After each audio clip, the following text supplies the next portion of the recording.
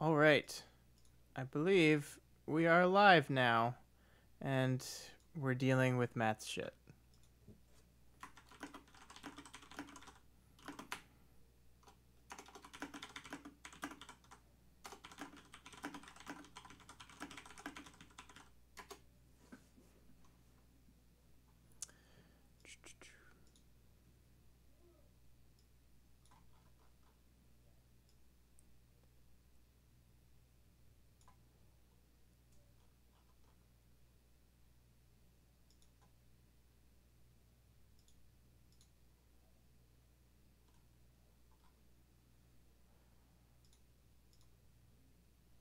It's not a password. It's something else. But thanks.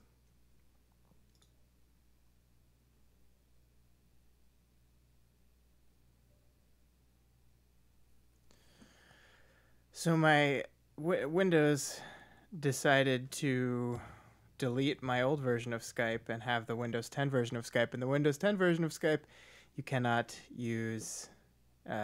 I can't capture the window for OBS. So I had to re-download an old version of Skype. And now my camera's not working. So we're trying to figure that out.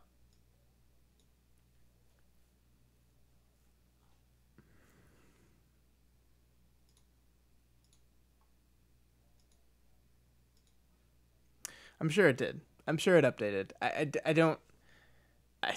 I don't even understand. I used to have my computer used to have my old version of Skype, but then it also had a Windows 10 app version of Skype, and I would just ignore that one and use the older one because it was better.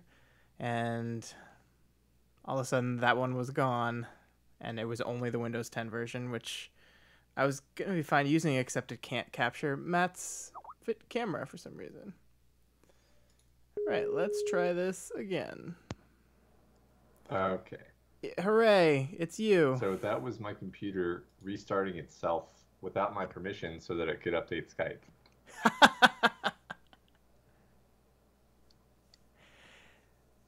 That's amazing. Let me clean some shit up since the camera's working. Okay. I actually took us live, by the way, so you're too late. He doesn't know we're live. It's hilarious. It's hilarious. This is awkward. He's gonna feel real awkward.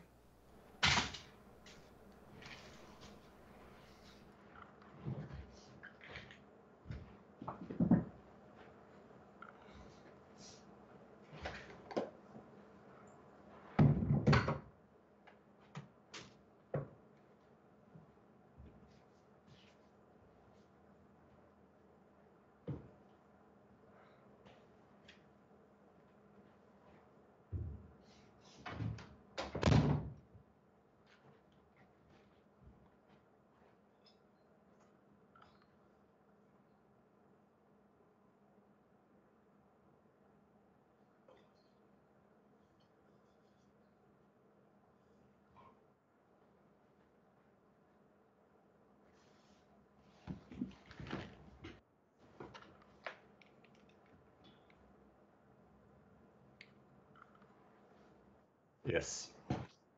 Okay. Hello. You need to switch over your mic, I think. Okay. Sorry, guys. Man, if it's not one problem, it's another. And I'm just realizing I really need to trim my beard. It's a fun thing to realize. All right. Now more fun, Matt. I don't think we have a question. We spent so much on the script itself that we didn't get to a discussion question. Yeah, discussion questions.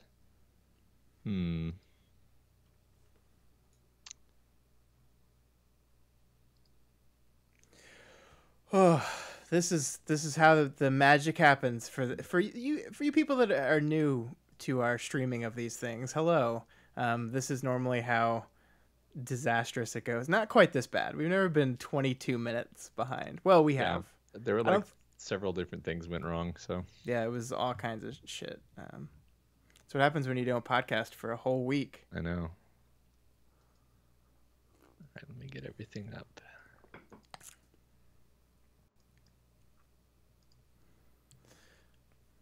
I feel like my like angle on my monitor is different. Maybe it's just because like Everything's bad and different now. I know it's like We also didn't finish the intro. I finished my part of the intro. You did. My name, yes, you did. You did. It's okay. We only had 2 weeks to work on this. Yeah.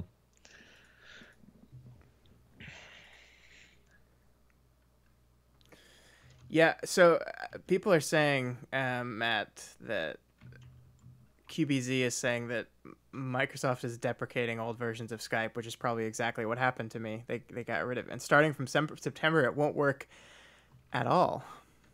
Oh, cool. So we're going to have to find a new way to grab your audio, because unless they change the Windows 10 version of Skype to allow that, because I did a quick Google while we were trying to fix it, and it's just something that doesn't work, which is pretty frustrating. Some people are saying Skype or Discord has video and private calls. I know we haven't had a lot of luck with I think we tried to use Discord for like we were just fooling around on EverQuest that one time, and I think we were having some issues with it. So it has kind of like, you either have push to talk mode, which is not really great for podcasting, and they're like predictive, like hearing a person talk algorithm, whatever, like it tends to cut off people. Yeah. Yeah, I could do that, Genji. That's a good point. I could use the desktop capture and crop it. I could do that, yeah. That's such a pain. Yeah, God, Google Hangouts sucks. Like, that's the problem. Is Skype is the worst thing ever, but it might be the only option.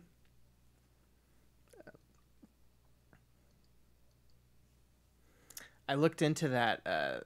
There's that other program that works through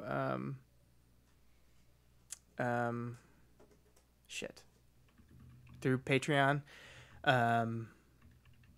What's it called? I can't remember what it's called. It's like a chat software. It costs money, but I thought maybe Crowdcast. I thought maybe we could use it, but I don't think it does what I want it to. And it has a 2-hour limit, so that just would not work for us at all. 2-hour limit. Do we do anything under 2 hours? Never. I put a question if you want to look at it and modify it or whatever. I will do that.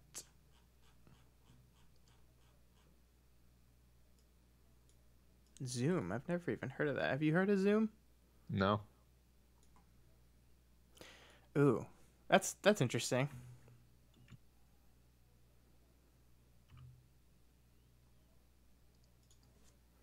I kind of like that question. Yeah, some variation of that. All right, I'm gonna have to look up this Zoom stuff. Isn't Yeah. Skype free Skype?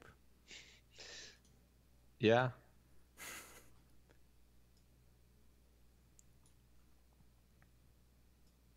Yeah, we'll have to look into this. Yeah, we will definitely look into that, because I feel like this is a problem we have literally once a week now. Yeah. And it's driving me insane. All right. I think we are ready? Yeah. I think.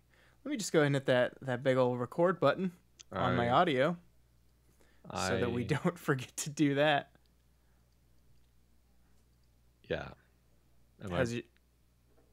Yeah, I'm recording. Okay. Just making sure. Think. All right, guys. For those of you that are joining us for the first time, when we record these stuff like this, we'll talk to you guys before, as you have seen. We'll talk to you guys after, but when we're actually doing the stream, probably not going to interact with you guys very much. But enjoy. Feel free to talk amongst yourselves and try not to make us laugh, because I am looking at the chat. Why did I say that? That was the dumbest thing to say. All right, Matt. Are you ready? Yes. Okay. Oh, I didn't mark the questions, so just start with you, and we'll do every Okay. other. All right. I'll try to mark them as we're going. But Okay. all right, let's go in 5, 4, 3, 2, 1. Hey, everybody. Welcome to We've Got Ward, a Doof Media podcast series where we expertly dissect and discuss Ward, Wildbow's return to the world of parahumans. My name is Matt Freeman, and we are broadcasting in front of a live audience in 5, 4, 3, 2, go. Hi. My name is Scott, and this is the weekly podcast where you and I eagerly dive into Wildbow's world of Joan Rivers-esque fashion critiques, Cape Jerry Springer, and alien-based death powers as we analyze and interpret this ongoing web serial. This week, we've got an extra stuffed episode for you. Arc 8 is reaching its climax, and we are covering chapters 8.7 all the way through 8.10 after an unexpected week off that we didn't think we were going to have. Yeah, my throat appreciates it, everyone. Yeah, look, it sounds all better. It sounds beautiful. It is. We need that's your moneymaker. I think someone said that said Matt needs to start referring to his throat as his moneymaker. Yeah. So we did that. So a couple. I'm so used to saying a couple. 4 pretty interesting chapters here, Matt. There's a lot going on. Things are definitely coming to a head. We're definitely reaching the climax of this arc. And I think there's a whole bunch to talk about here. We've got tons of pages. It's going to be a long episode because we're covering more than our normal 2 chapters. It's going to be good, I think. Yeah, I'm glad that we get to cover all of this at the same time because so much of it is all part of a whole. All 4 chapters are kind of just, very much embracing the same themes and there are character beats that are essentially escalating over the course of all 4 chapters. Yeah, absolutely. It's all building to this moment, and there are these little character beats and interactions with other characters, meeting new characters that kind of build to this feeling that we get at the end of this chapter, which is we're kind of barely hanging on. Man, I can't wait to talk about it. Yeah, me too. All right, let's get into some announcements. All right. So first up, Matt, if the close listeners will hear your intro sounded a little different. That's because we have rebranded. Our rebrand is now live. We are no longer called the Daily Planet. We are now Doof Media. Mm-hmm. I love saying that so much. We've got a whole new website. You can check it out at doofmedia.com. There's a big post there on like why we did this and what does it mean and all this going on. In the short term, if you're a We've Got Ward listener, nothing's going to change except we're going to say doof a lot. But we're really excited. I think the website is much slicker, and I'm happy. This has been something I've been wanting to do for a while, and I'm glad we finally got to do it. Yeah, I love our new logo. I do too. It's definitely easier for me to say the intro now. Instead of Daily Planet podcast production. Yes. Yeah. I think it's really cool. So you guys let us know what you think. I think it's a very silly name. I know there's some people out there that are like, what the heck? Where did that come from? I think it fits us. Yeah. I really do, and I'm really happy about it. Yeah, it came from a very deep and wise place. Let us assure you. I'm sure. I don't even remember how that started, but. All right. But we're Doof Media. Yeah, Yay. Doof Media. So next announcement. Reminder, we have 1 week left to submit your entry for the 4th Worm/Ward quarterly fan art contest. Entries are due Friday, August 17th at 11:59 p.m. Central Time. Check out the link in the description of the episode for more details.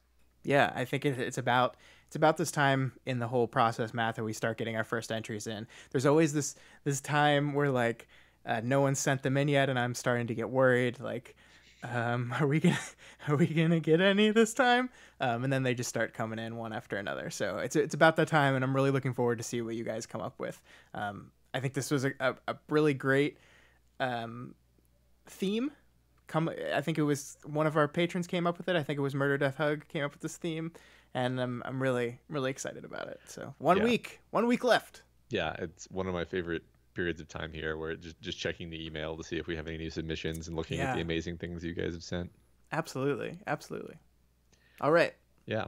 So community spotlight now, where we read what people wrote from last week's thread, Well, it from was 2 weeks the ago. 2 weeks ago Do you thread guys even remember this question? discussing the chapters that were published 3 weeks ago. Oops. So the discussion question was compare and contrast Victoria's new hero organization idea with the PRT's organization.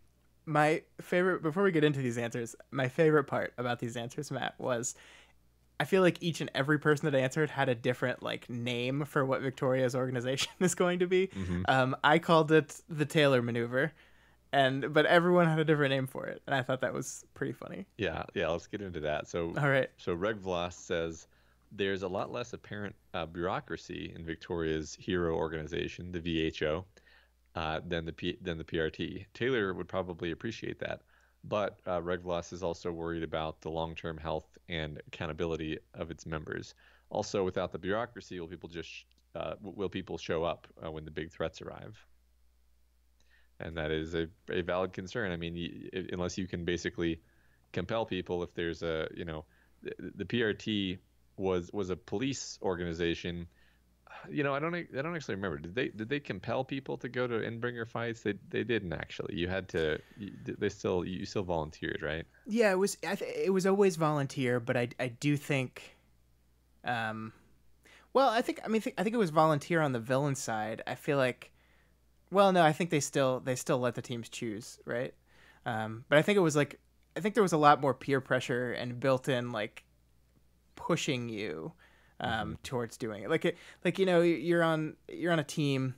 If 6 out of your team people on your team are going, you kind of feel. So I think there's some like built-in like just the fact that it was a much more structured, controlled organization. There was built-in pressure there to attend this, where maybe this organization would not have that.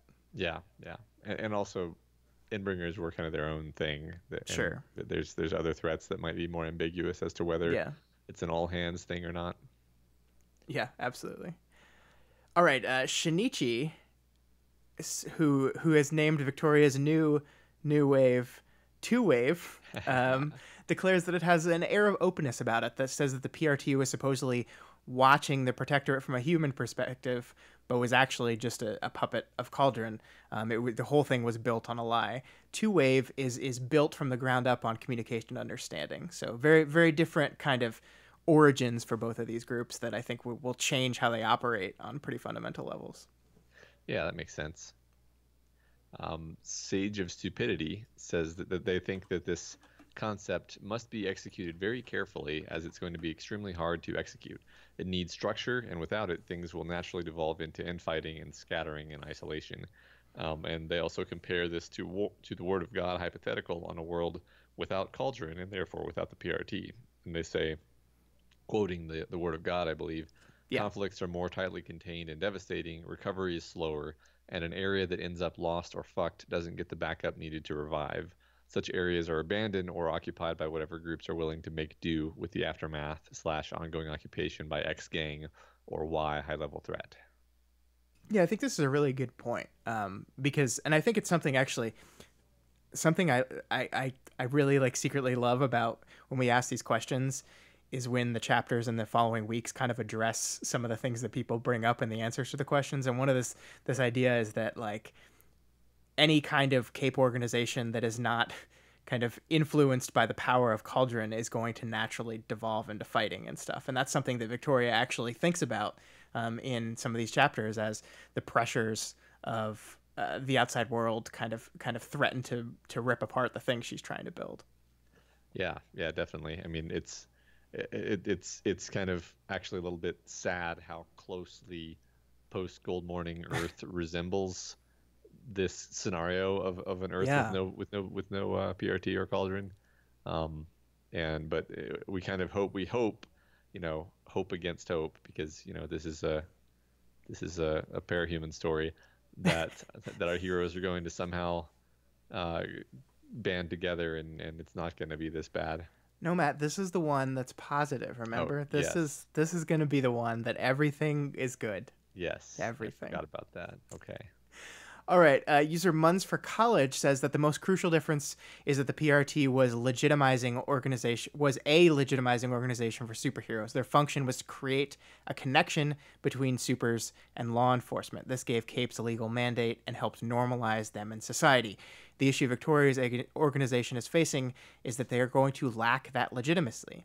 But honestly, Munn says this is probably for the best. The PRT gained legitimacy through backdoor shady means, and if Victoria's group wants it, they're going to have to earn it the old-fashioned way. And I like that thought a lot. Like the legitimacy of the PRT was gained through subterfuge. They lied, they cheated. If this organization is ever going to be seen as legitimate, it will have to be because of their actions. Yeah, they're going to have to do some hard negotiations and public relations groundwork, basically. Actually materially sway public opinion and not just kind of swoop in with overwhelming firepower. Yeah, yeah.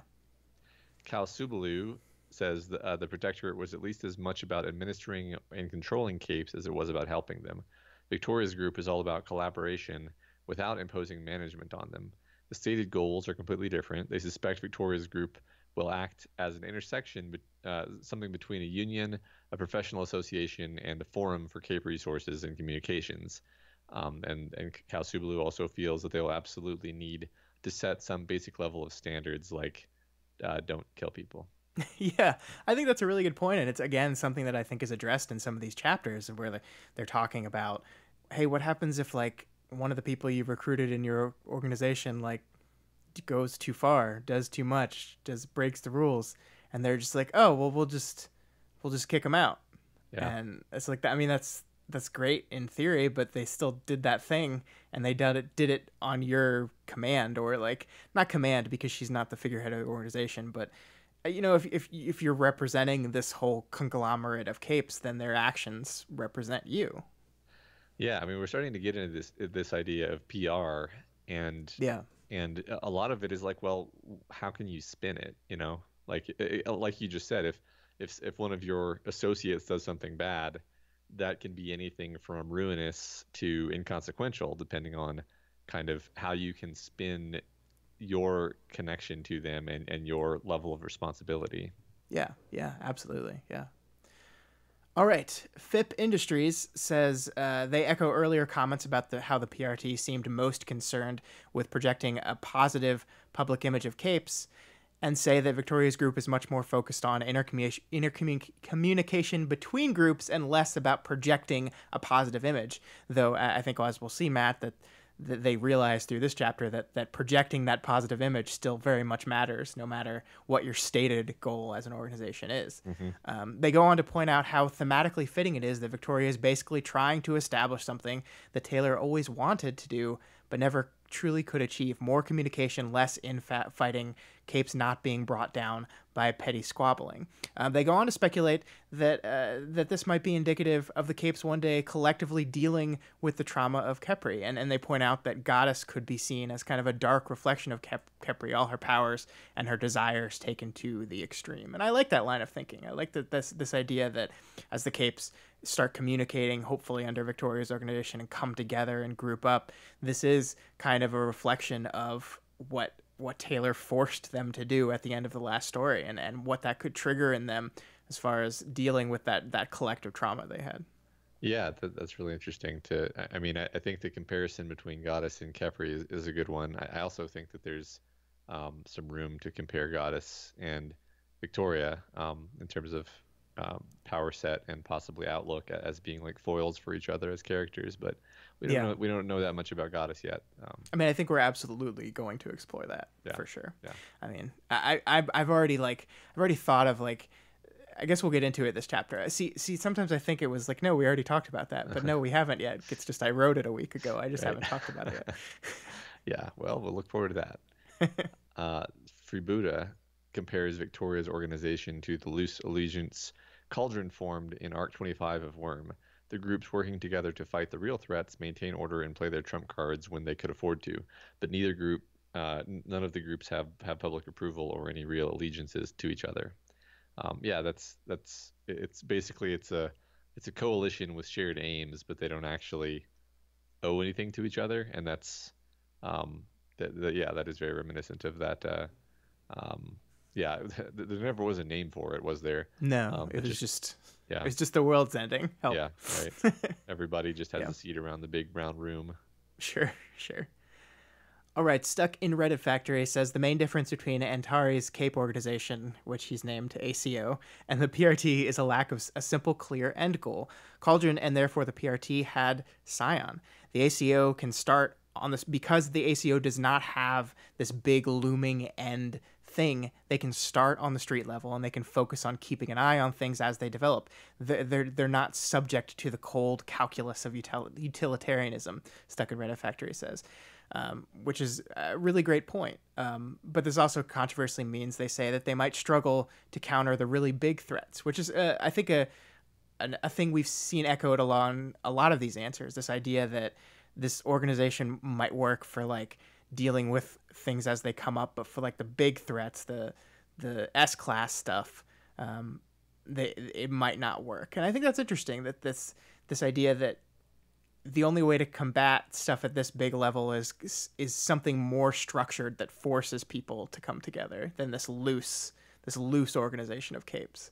Yeah, I'm turning over in my head whether I agree with the statement that the ACO doesn't have an end goal. I mean, Victoria definitely has a role in mind for what it is, and I guess yeah, you wouldn't call that an end goal because the point isn't like you defeat the bad guy and then there's no purpose for the organization anymore. It is more of an ongoing thing. Yeah. Yeah, I don't know. That's an interesting point. Yeah, I mean, I wouldn't say like I don't even think Stuck in Reddit Factory said that they don't have a goal. Just that it's not this clear focused like that's the thing. That's the thing we're trying to stop, and that's all we care about is this one thing. The end goal is much more broad, much more just improve things, make things better. Yeah. So next, Kyrgyzstan says Victoria's hero organization, the VHO, has a profound lack of mundane logistical support, distinct from any discussion of legitimacy of involving Muggles in the organization or whatever. And they say the PRT/Protectorate had established relationships with the rest of the criminal justice system. It was part of the system. It had officers to provide eyes and boots on the ground. It had holding cells. It had containment foam. Yes. It had reserved radio frequencies. Heck, it had radios. Beyond all of that, it had normal everyday things like any real organization of any size needs to function. Offices, administrators, accountants, secretaries, janitors, lawyers, PR, IT, HR, etc. This will all affect the group's ability to appropriately manage itself and fight crime. And then Kyrgyzstan goes on to say that there's nothing wrong with her group being more of a club than an organization, but the second you start expecting it to be more than that, the issues will really start to present themselves. Yeah, and I think that's a really good point. I mean, obviously, the way Victoria's organization is built does not need all this logistical support because it's not that kind of group. But if you start leaning on this as like, okay, the wardens are gone, this loose coalition of capes is all we have left, so let's make them responsible for everything, and it's not built to function like that. Yeah. It's based on favors, right? It's based on quid pro quo, and yeah.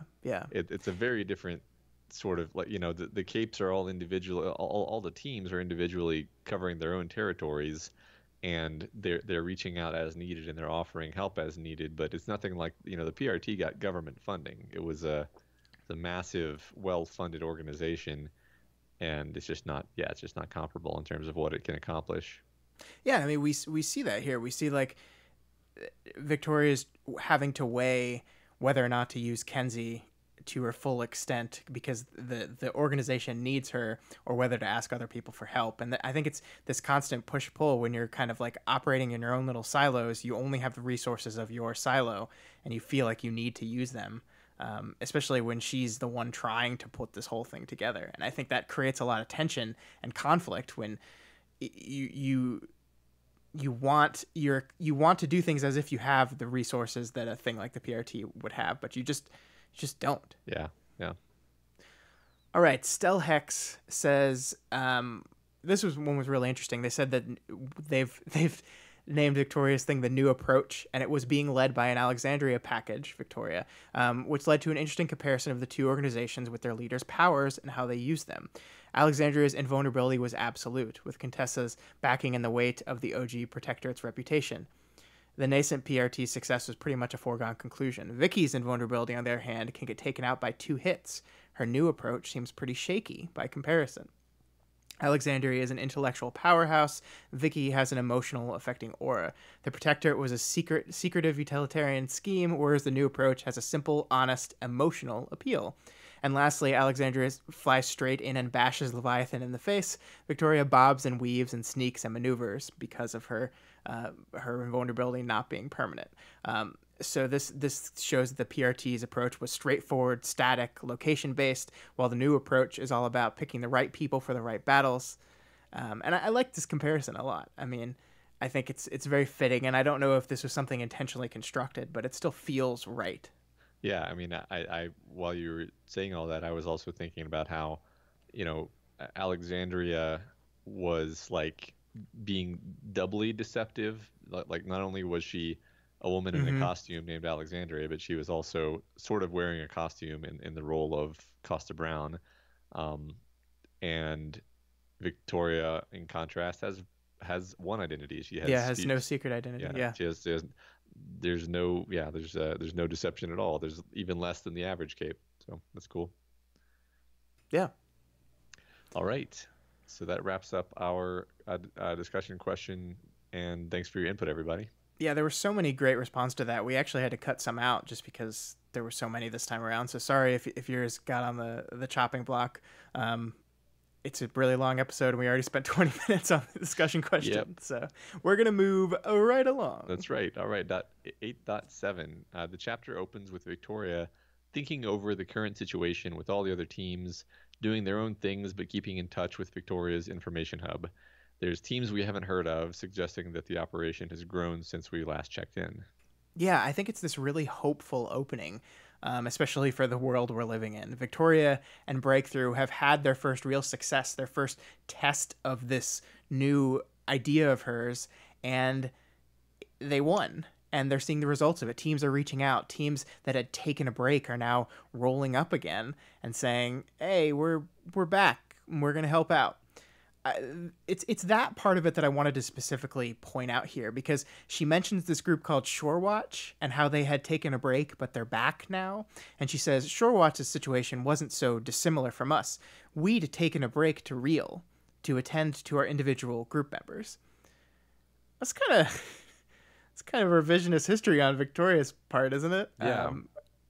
Like here's how she described their break back in chapter 7.4.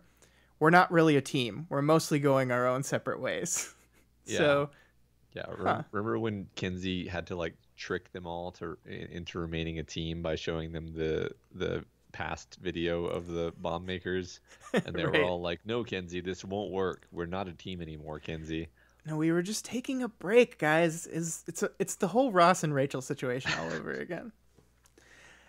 I mean, like, you could technically argue when Victoria said this, she was mostly just, like, she was performing. Like, she always thought they were going to get back together, but she didn't want to admit to that, so she was just being performative, especially when that quote I just read was her talking to her mother. But I think it is telling that she's looking at the time right after the Fallen War as just a planned break to work on our own shit, with the idea that we're definitely going to get back together, that's not really what it was. So it's just like this idea that their team being on the verge of breaking up, just they've glossed over that entirely. Yeah. And I think it's interesting that I think you can carry this forward to Shorewatch. You can, if we're looking at Victoria's organization as a team that were just on a break, but now they're back, maybe Shorewatch was the same way. Maybe this is a team that really was just like they had basically broken up, and Victoria's plan has given them hope and given them purpose, and now they're coming back together.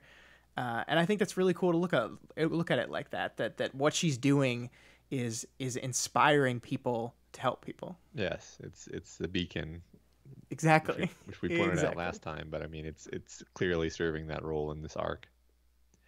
So there's a mention of the major malfunctions, kid heroes with and small timers who've never really gotten into the swing of hero work. Yeah, I think these guys will play a little bit of a bigger role in the next chapter. So I'm going to avoid saying too much about them right now. One thing I did want to point out is how Victoria, and by extension the reader, kind of are primed to hate them. And I think we're going to end up loving them later. But look at how they're introduced. They didn't use the email format that Victoria requested. There were so many spelling grammar errors that she legitimately thought it was just a prank. She describes their costumes in the pictures when she looks them up as terrible. And they were recommended by the anime team that she hates so much. And we all know Victoria hates anime. And yet, after all this priming to not like them, we leave this interaction with kind of a positive image of them. And why is that? Because Victoria says this one thing. She says they were teenagers, and now they'd been kids they'd been kids when they were triggered. They'd stayed heroes across 6 years, and they'd stayed together. That had to count for something. So we just were talking about how her team was just on a break. They weren't going to break up. They were always going to get back together. Communication, all this stuff. We were just talking about the stuff. And then we have this team here that stayed together throughout all this, stayed together through the end of the world. And so despite the fact that they seem almost like designed to annoy Victoria, the fact that them staying together is enough for her to overlook all the annoyances of them is showing Victoria's the importance she places on teams, on relationships, and how important that is in her mind at this point. Yeah, we're going to see a lot of that kind of thing, not just about Breakthrough, but even about New Wave and her mom's feelings about that. Yeah. And what it means to be able to stick together through hard things. And this is why I'm so happy that we actually got to cover all 4 of these chapters, because I think there is a direct line from this appreciation of the major malfunctions to that conversation with Carol. Yeah, I agree. So now Tristan checks in with her, and at this point, I feel like we need to institute hair watch, because Tristan has painted his hair orange red again, and I'm convinced it means something. I think you're right. I think if we look at his hair in general, the loudness of his hair is always meant to me an effort to make him stand out, to differentiate himself. He wants people to know when they look at him immediately, I am Tristan. This is not Byron. I am me. I am unique. I am myself. And he washed the stuff out for the courtroom proceedings, but he kind of like in the craziness that followed everything, he kind of kept it out. And I wonder if that was part of him reeling from Breakthrough's break and the loss of his role and purpose on the team. He had kind of lost his identity. Now the team has gotten back together. They have this plan. They have this whole organization they're trying to build. And now he has his purpose again, and now he has his hair again. Yeah. I viewed it as it's sort of like his armor, his personal armor, his way of saying, like, I'm back. I'm ready to soldier on and put my face out there and actually pay attention. One thing that occurs to me, especially with this character, is that he basically has half a life. He has half of his days are not available to him. So when you think about it, every act of personal hygiene or aesthetics takes twice as much of his day as it would if he didn't have this problem, right? So the choice to paint his hair is even more significant. It's even more of I am going to devote some of my extremely precious time to this little piece of just something I think looks nice. And it tells you kind of that he's willing to, that's where his head is, that he's thinking he's got his energy back, maybe he's got his focus back, and he's able to devote time and energy to stuff like that now. That's a really fantastic point. I completely agree with that. And I love that idea that everything you choose to do when you only have half the time means that much more. Yeah. Like I mean, Jesus, going to the gym. It's hard enough to go to the gym when you have 24 hours in your day, let alone 12. Yeah. Yeah. Yeah. And he does that too, right? Yeah, yeah. Yeah. It's Yeah. it's rough, yeah. Yeah, so we're kind of looking over all of our characters. Next, we have Sveta, who seems to have gotten gussied up, gone shopping, apparently without Victoria, which bums her out slightly. Yeah.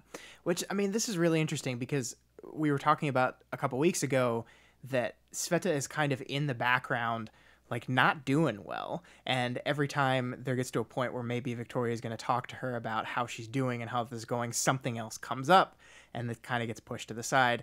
And now we see her, dressing herself up and going shopping. I see someone that's like really diving into this idea of projecting a vision of a person who's doing good. I'm gussied up. I'm made up. I'm doing okay. Like, good clothes can make you feel good, especially when you're feeling super insecure about yourself. And so that's something that Sveta seems to be focusing on a little bit. Yeah. Did you I kind of had this inference at this point, like that maybe Tristan and Sveta like went shopping together, and that's why Tristan seems a bit more put together, and why Sveta seems to be dressed better. But then there's not. But like Tristan isn't actually wearing new clothes; he just has the new hair. So maybe that's not true. I don't know if there's anything like textually to declare that or not, but I mean it's certainly interesting, and I, yeah, I think. I mean, I think it's meaningful that this is something she did without Victoria, especially since they have had conversations in the past about going shopping together. They have a conversation in the future about going shopping together, but she did this without her. Yeah. And there's also this really tiny beat that I found particularly interesting here. They take the time to point out that her wig was brushed and her tattoo at her cheek was left uncovered by makeup, almost as if that was an intentional choice. It was something she was not going to hide her tattoo. She was not going to hide her cauldron past and what that could mean about her state of mind. Yeah. I think it's really interesting. We got both of these characters potentially saying quite a lot with their relatively minor choices and how they present themselves. Yeah, absolutely. So now Victoria starts to sketch out her plan to delegate the task of spying on the prison staff of the parahuman prison to other teams, and then the kids arrive. Yeah, I think this is when she basically says, I don't think it's a good idea to put all this on Kenzie. And I think we should give her points for that, right? I mean, she's at least conscious of the fact that to do all of this big ticket spying is probably not best for the mental health of the girl who like has a constant desire to know everything that's going on. Yeah. And I think the big thing is, will you stick with this when the chips are down? Like it's very easy to stand here now and say, I don't think it's a good idea for her to do this. It's a lot different that when we're in crisis mode and suddenly we need you to do your thing now. Right. Yeah. We desperately need this information. Yeah. I think it's very interesting here that Tristan in this moment is the one that kind of pushes the most against not using Kenzie. And I think it's interesting because we've been talking about how Victoria was kind of putting all her eggs into this group, this Taylor maneuver basket, and maybe not focusing on the problems of her team as much, but maybe that was misplaced. Maybe it's Tristan that's more Tristan that now he's got his hair, he's got his role, he's going full force ahead with this thing, and he's pushing forward at the expense of everything else, including his teammates and maybe his brother. Yeah, I mean, we've been warned about him many times that this is a trait of his, that once he gets his eye on the goal, it's very difficult. He sees people as obstacles, or he just doesn't see them at all. And yeah, I think you're right here. But I think what we're seeing in Victoria here is a person being pulled in just so many different directions, because she knows her job on the team is to keep an eye out for everyone. That's what she feels is her duty. It's the thing that Jessica asked her to do, and it's the thing that she's going to continue doing now that Jessica's gone. Make sure they're doing okay, that they don't slip up, that they don't regress, any of this stuff. But she also really, really wants this plan of hers to work. She wants it to be successful. She wants to be a hero. And she's having like back and forth conversations with herself about whether that's a desire that comes from herself or that was implanted in her by her mother, but regardless, it's something she wants. And it's this push and pull between these things that is causing all this internal conflict in her, because if I use Kenzie, I'll maximize the chance of success of my group, but what's the cost? If I focus on too much on this plan, will I miss stuff with Sveta? She went shopping without me. I'm missing things. And it's just this push and pull between wanting success and all these different things that's just kind of like pulling her to her limit. And that's when I get worried. Yeah, right. Because I think it's worth spelling out that like these things are in some sense in tension with each other. Like you can't both take care of these people and push them to pursue some completely separate goal involving fighting a terrible, potentially terrible threat. Those are incompatible, and I don't want to say they're incompatible, but there's certainly tension between them. You can't maximize them both at the same time. Yeah, and I think this is what makes Victoria such an interesting character for me, because it's this inherent conflict, these inherent tensions between all the different things that she wants and or needs. They're just pulling against each other constantly. She wants all these things, and you can't have them all. Where do you make the choices? Where do you decide to go one way or another? And I think that's why she's like so fascinating to read. Yeah, I agree. So I know we talk about this a lot, but it's really clear in this section how effectively Wildbow is using the Victoria is really interested in fashion trait to convey enormous amounts of character information, because the kids come in and Chris looks exhausted and he's carrying a huge amount of stuff on his person. He's got these heavy bag and a fanny pack that leads us to make all kinds of assumptions about what he's been up to. Sveta is looking like she put a ton of effort into her appearance. Tristan, after seeming on the verge of breakdown recently, has painted and carefully sculpted his hair and put a lot of energy into his appearance. Natalie is almost dressed nicely and looks worried. Like it's kind of like Taylor's toolbox, but it's Victoria's fashion corner. We'll workshop that. Okay. But she interprets reality through this lens to a degree, and it conveys a lot of what needs to be conveyed about the other characters. Yeah, I mean, watching that lens through which Victoria interprets the world is continually fascinating to me. And we had a conversation about some stuff today that she did that I think we'll get to in a few chapters. But I think this is really, it is a very wonderful narrative device that is used very effectively to convey information to the reader. But I think we need to be cautious about relying on it too much. It is very true that the way you dress and the way you present yourself to the world does say something about you. But relying too much on that presentation can be dangerous. To Victoria, well-dressed, put-together fashion is almost universally a positive thing. It means the person, her interpretation is, hey, this person cares about their appearance. They're doing okay. Look at them.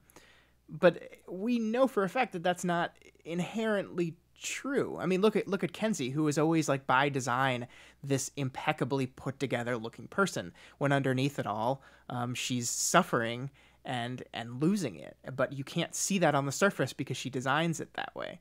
So I think that's interesting. It's a narrative device that allows us to have an excuse to learn about people's how they're doing by what they're wearing through Victoria, but I also worry that she's leaning on it too much. Yeah, it is a bit unreliable because people can mislead, right? That's definitely true. Especially when it comes to the other side of the coin, when people are not dressed well, because we go back to Natalie. Natalie, who Victoria just loves to hate. I love this moment where Victoria feels the need in her internal narrative to point out that she's wearing the jacket that I'd seen her in before, which is like this very like subtle fashion dig. It's like, oh, re-wearing a jacket, eh? Right. And like you were so, if the belt hadn't also been black, it would have worked so nicely. You were so close to finally doing something right.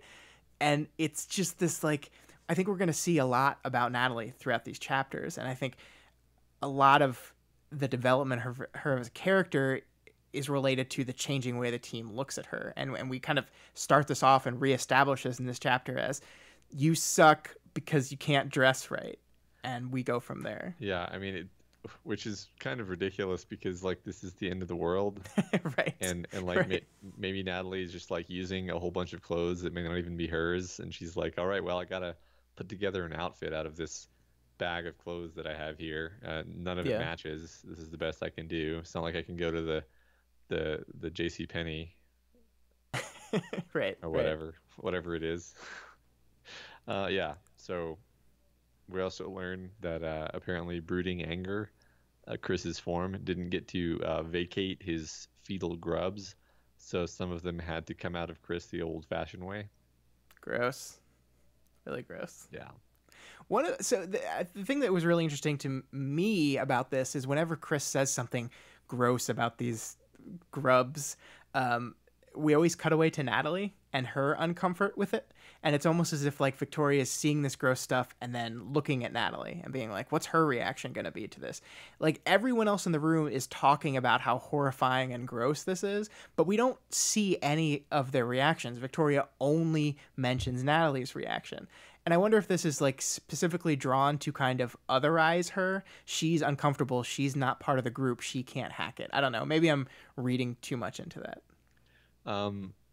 No, I don't think you are. I mean, because whenever Victoria's paying attention to Natalie, I think it matters because by default, I don't think she really pays much attention to Natalie.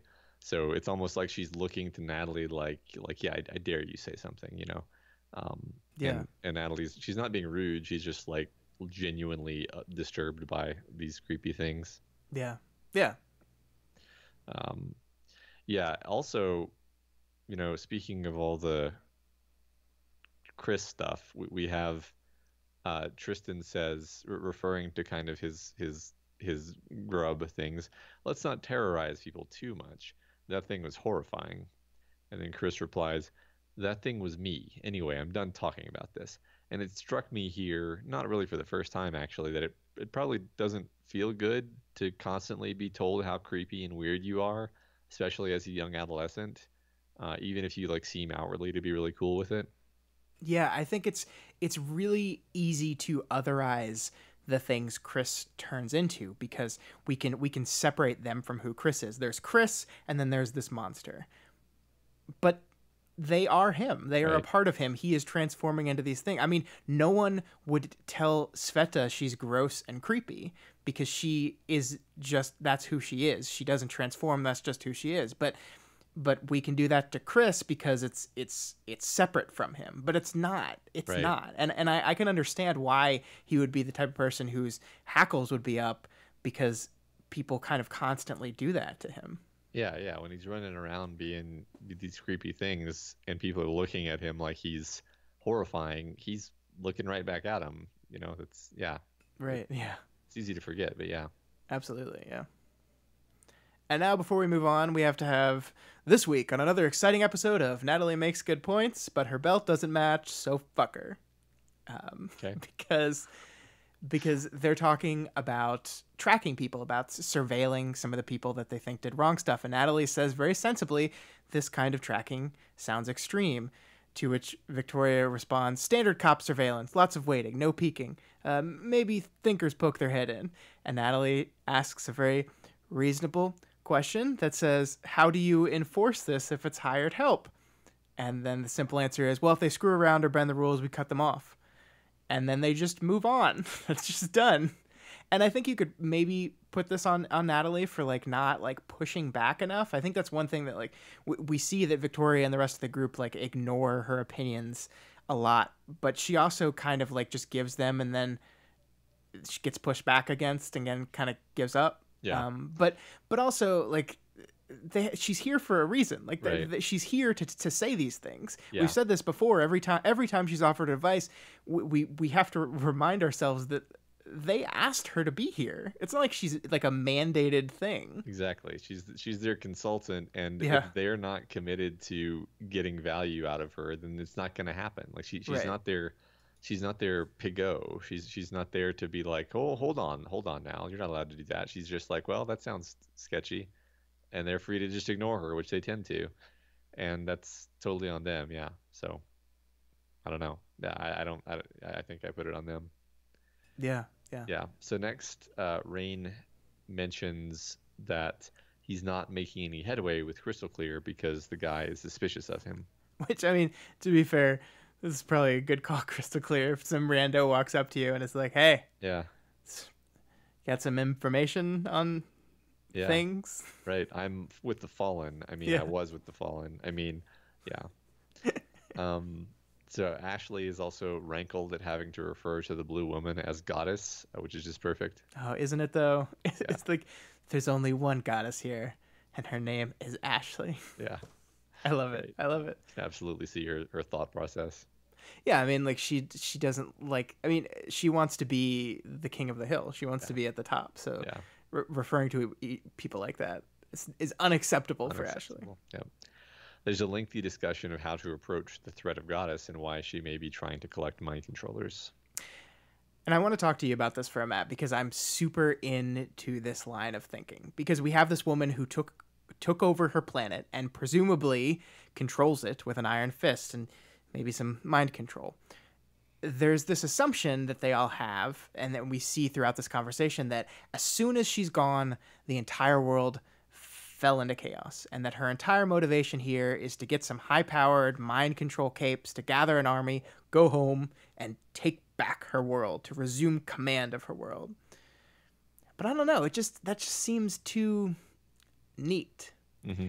And their understanding of this woman and her world also like is just too in line with their expectations of it. I can't help but wonder if we're setting up something a little different here, something a little unexpected here.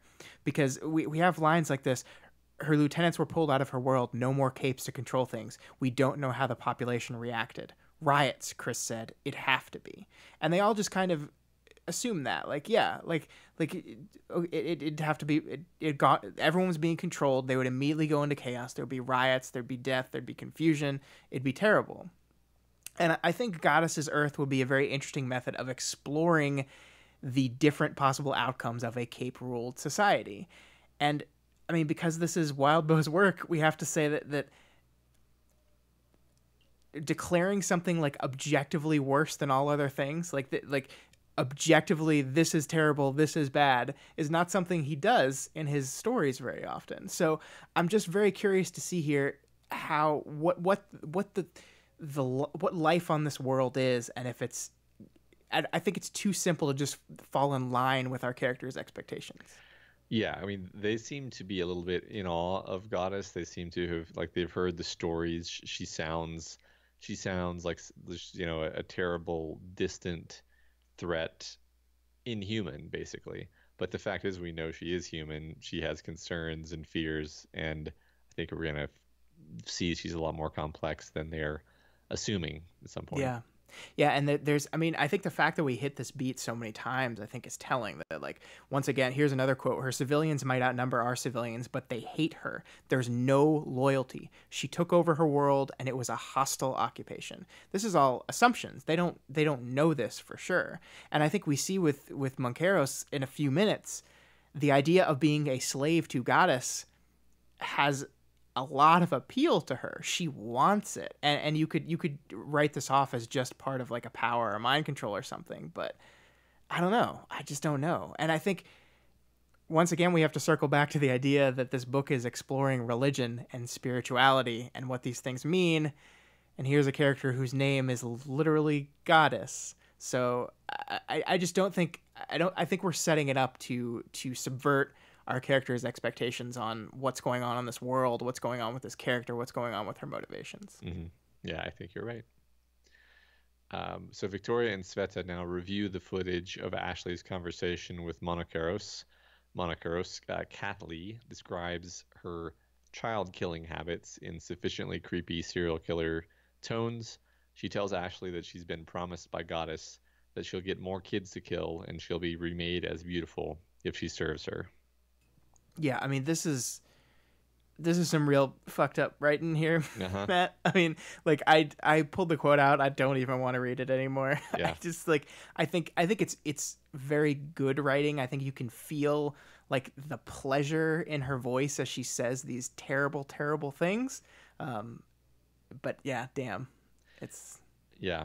we, Holy we shit. we rarely get this kind of disgusting in these stories. And yeah, you kind of this is a great moment for Ashley too overall. Yeah. Yeah. Because yeah, so like she's Monokuro says she doesn't really want Kenzie because Kenzie's face is scarred and she only goes after people she considers to be beautiful. And this insult makes Ashley furious, and she defends Kenzie as the first person she would want as a subordinate, teammate, or friend. Which in classic Ashley fashion, friend is the last one Yeah. on that list. But it's wonderful. But I love her so much, and I think it's interesting that we like set this up in this chapter, and then we don't really pay it off yet, like because Ashley specifically tells Kenzie not to listen to this, and we are told at the end of this chapter that she did anyway. She heard what was said, and that's just kind of a kernel we leave with the reader about like I think Ashley says something to the effect of like it wouldn't take much, you know. Yeah. Yeah, right here. Watch her. My gut feeling is it wouldn't take much, and Victoria says I'll try, and that's just like this really ominous beat to kind of leave the chapter with. Yeah, definitely. I think we're supposed to be worried about this element here, and about our poor Kenzie, who is by the end of these chapters in a very vulnerable place.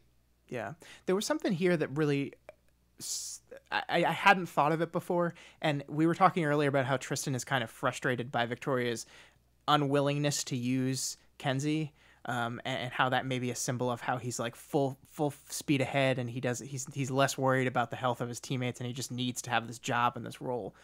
But we see in this moment when Ashley and Victoria are having this moment of like, oh shit, Kenzie heard. Tristan says, I don't get it. He says, like, what are you guys talking about? I don't get it. He's like watching and confused. And it made me realize that like they haven't really shared the details of Kenzie stuff with the group. I mean, we don't know how much Kenzie shared, but we do know that Ashley knew stuff that none of the rest of them did, and then Victoria, through her dinner, gained a knowledge of this stuff too. So maybe it's less that Tristan is ignoring the health of his teammates, and more that he just doesn't have a full grasp of the level of problem that Kenzie's going through right now, so he's just less concerned about it. Yeah, it's possible. I mean, they don't really talk about each other behind their backs too much, and they don't really seem to have had a big powwow where they all just put on the table like, this is what's going on. So yeah, it's quite plausible. I agree. Which is interesting that this whole organization, this whole plan is around communication and sharing of information between groups. And so many of the characters within this group are still hiding things from each other. Yeah, I know. Yeah, there are still characters in this group where we're just like, yep, I don't know what their deal is. Yep, have no idea. Yep. Yeah. All right, yeah, that wraps up 8.7, and then we can move on into 8.8. And perhaps I'm making too much of it, but I thought a lot about the fact that the first part of this chapter is our group was splitting up. Yeah, I don't think you're making too much of it. It's the opening sentence of the chapter. It's setting the tone for the chapter.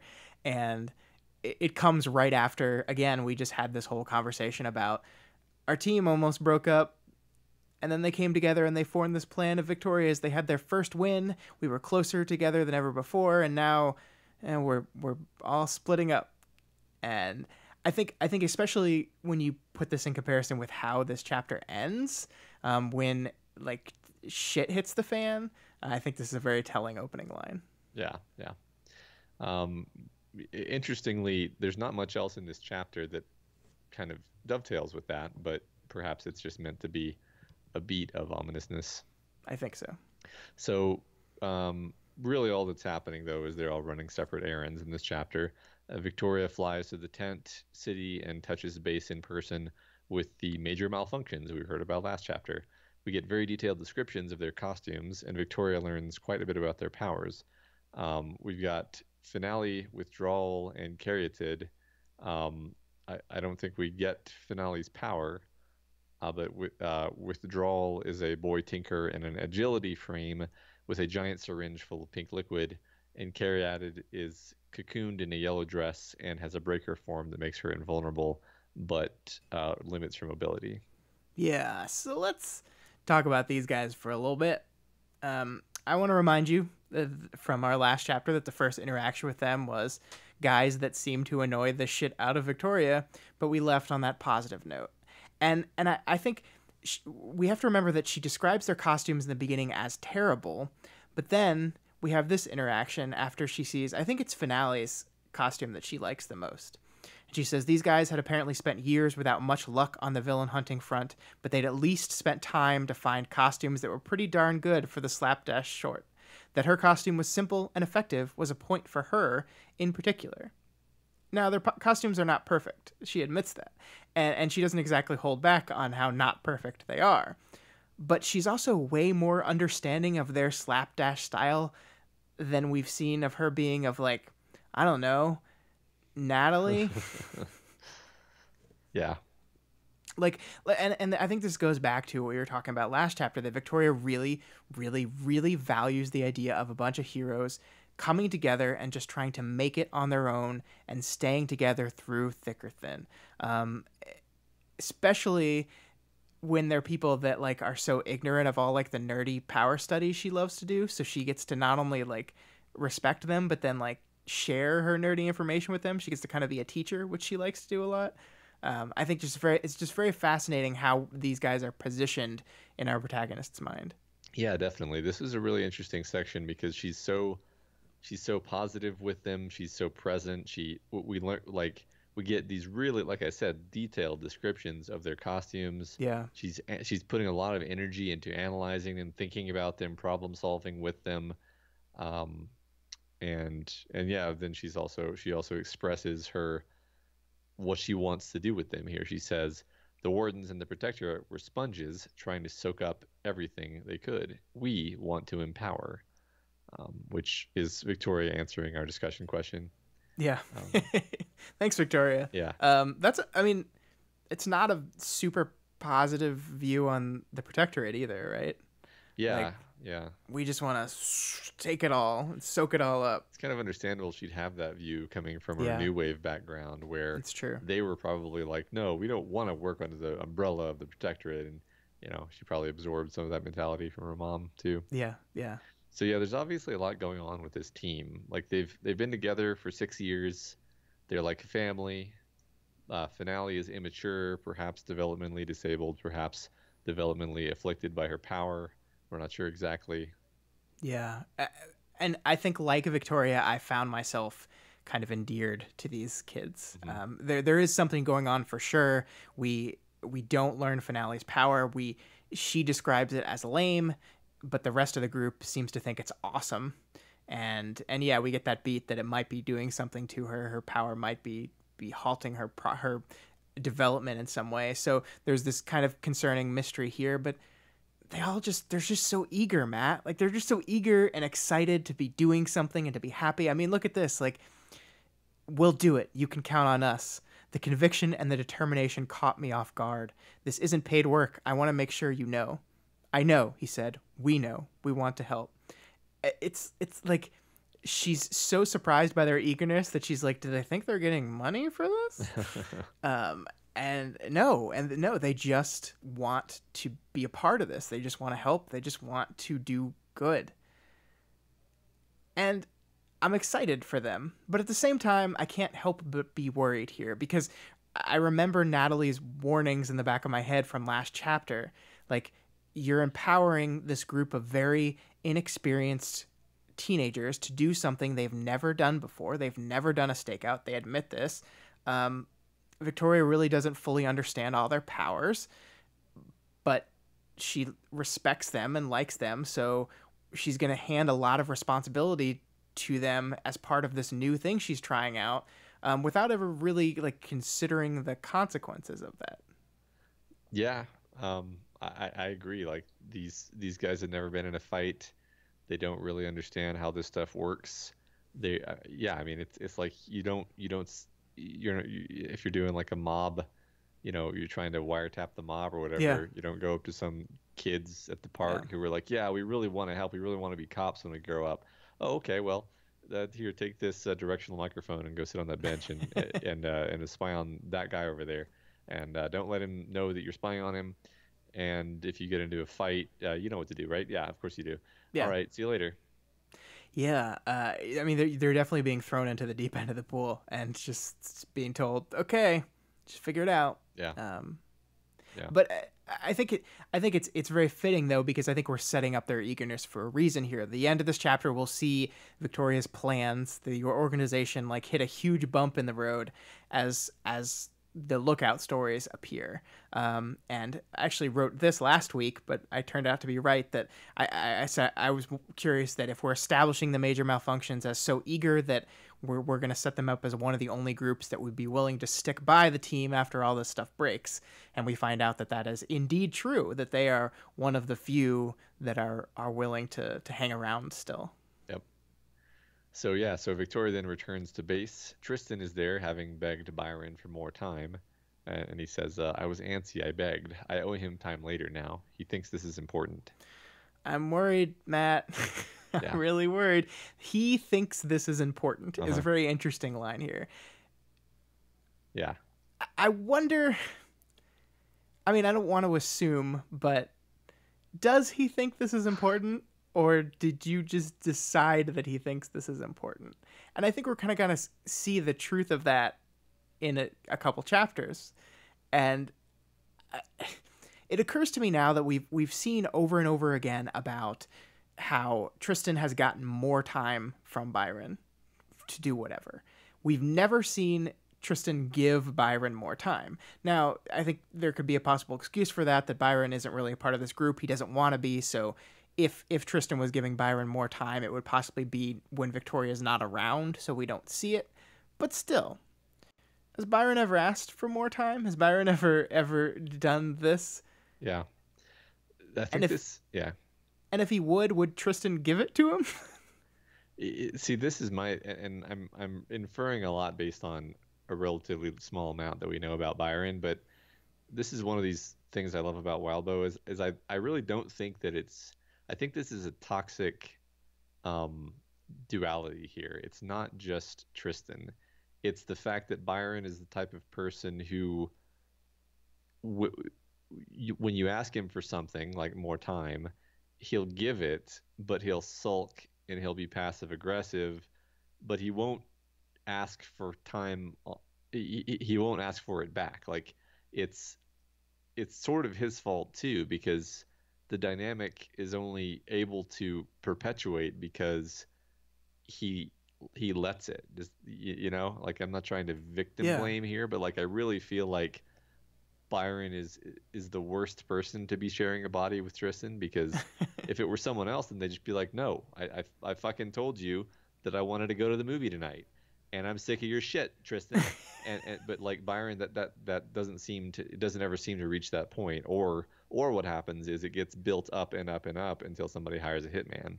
Yeah, I think you're right, and I think we'll see that here in a couple chapters. I think we'll see exactly that mentality play out, where he won't ever actually put a stop to it. And Tristan is happy to take advantage of that. Yeah, right. So we also learned that apparently Rain has made successful contact with Crystal Clear, who was just confirmed that he's in the prison spying and he didn't do any crimes, and that's my good Crystal boy. Yeah, I'm very happy. Very happy. We knew it. We never doubted you, Crystal Clear. No, never. No, I never. So Crystal Clear apparently plugs Breakthrough in with the people who are keeping tabs on Goddess, and they show Victoria. The team shows Victoria a Kinsey cam feed of the woman in blue, Goddess, out of costume, going grocery shopping. But despite the distance of the camera, she notices it and casually crushes it with her telekinesis. Oh, man. So I think this is a really important thing to do in this moment, because we know so little of Goddess and, kind of what her powers are and how she works. And so much of what we do know is just kind of told to us. The characters say how powerful it is. The characters say that she conquered a world. I think it's really important to establish firmly through showing her level of power, and I think that's what Wildbow is kind of giving us a hint of here.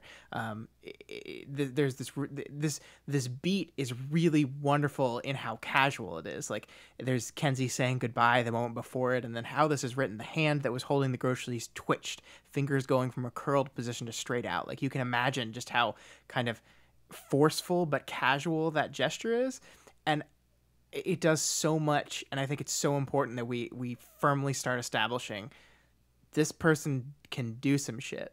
Yeah. Right. And this, I mean, I think we talked about this way back in Worm, that like this kind of telekinesis is broken. Yeah. And does not appear with any other characters. Every other kind of telekinesis in the story is very limited in a way that makes it clever and fun and balanced.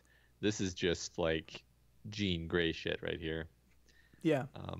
Yeah. So apparently, though, Goddess is just going about her routine, not really using her power much at all, except one occasion where she slipped away by flying underwater to do something clandestine.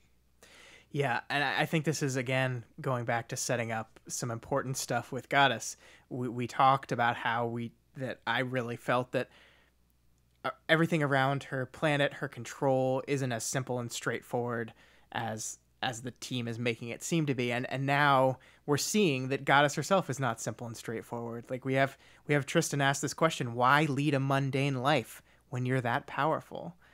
And that's a really interesting question that doesn't have a clear answer, but what it does is says there's a whole lot more going on with this person than any of our characters think.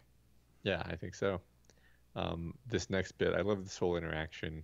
So Ashley has asked Kenzie to rewind to the moment before Goddess destroys the camera, and we see anger, a flash of it, disdainful. Scared, Ashley said, and not of the camera. I don't see it, I said. I can almost see it, Chris said. I love this so much. I think this is just a perfect way of differentiating the lens through which our characters view the world, like we were talking about. Victoria sees this and can only see anger and disdain, but in that same facial expression, Ashley sees fear. And the fact that Chris, one of our two characters that so often himself puts forth an angry front, also sees, or at least can almost see that same fear. I love, that's such an important beat, and it's so small and subtle, but I love it so much. Yeah, I mean, we're learning about, I mean, we know this about Ashley. We know how much of her bravado is essentially her scared little girl covering for, coping mechanism. And we suspect the same thing is true of Chris, I think. And Victoria can't see it, and Victoria can't see it even when it's shown to her. You know, like there's one thing, it's like I don't see it, like, and then someone says, "No, it's a boat. It's a magic eye puzzle boat," and you're like, "Oh, okay, I got it now." It's another to where even when it's pointed out to you, you still don't see it. I think that says something very specific about how Victoria views things. Yeah, and it or about me with magic eye puzzles, because I can never see them. I'm not good with them. I get them to come like to 3D out. Like I can see it moves into a 3, but I just don't see what the image is. It just looks like things floating in front of the paper. I think I've gotten to that point a couple times, but I'm not good at it either. All right, before we finish this chapter, I had to talk about this line when Ashley says she's weaponizing the second chance. Yep. Walking among us, disappearing into the crowd. She's gathering people and she's being subtle about it. She's too important to go completely unnoticed, but she's doing something here. She does have minions. She's just telling them to stay away. This is a fascinating... I don't want to say interpretation, because it feels like if I'm saying interpretation that I'm saying Ashley's probably wrong here. But I don't know but this idea that we gave everyone a second chance, everyone's getting to start over, and people will abuse that. People will abuse the fact that as long as you don't specifically break a crime, you have been forgiven for the things you've done. And I think it's very interesting that the one that notices this is Ashley, the one who has so clearly, out of any of these characters, been literally given a second chance by the fact that she's a new person. Yeah, right. I mean, Ashley is the most likely of them to have thought along these lines too, because when we met her at the start of the story, she's like, "Yeah, I'm going to be a villain again," and in a sense, she was also doing the same thing. I think she's had a bit of a change of heart, if only because I don't actually know if she's had a change of heart. I know that she's actually cares about these other people now, and she doesn't want to betray them. So that's a different thing from wanting to be a hero. Yeah. Um, but uh, but she probably can very much relate to this idea of, yeah, I'm gonna fully take advantage of this second chance thing, and I'm gonna bide my time. And Yeah. so she sees it when she sees somebody else doing it. Yeah, I mean, I think it's very similar to the beat about her seeing the flash of fear, Mm-hmm. that she recognizes something in this woman that no one else sees, because she sees a little bit of it in herself. Yep. And yeah, that's really fascinating. Yep. So this chapter wraps up with the bad news that many of the teams that had previously committed to them or had a working relationship with Breakthrough are pulling back due to some bad buzz surrounding Kenzie. So we started off these chapters with positivity. Everything was working out. Things were coming together. Teams were coming out of retirement. It was happening. And then this happens.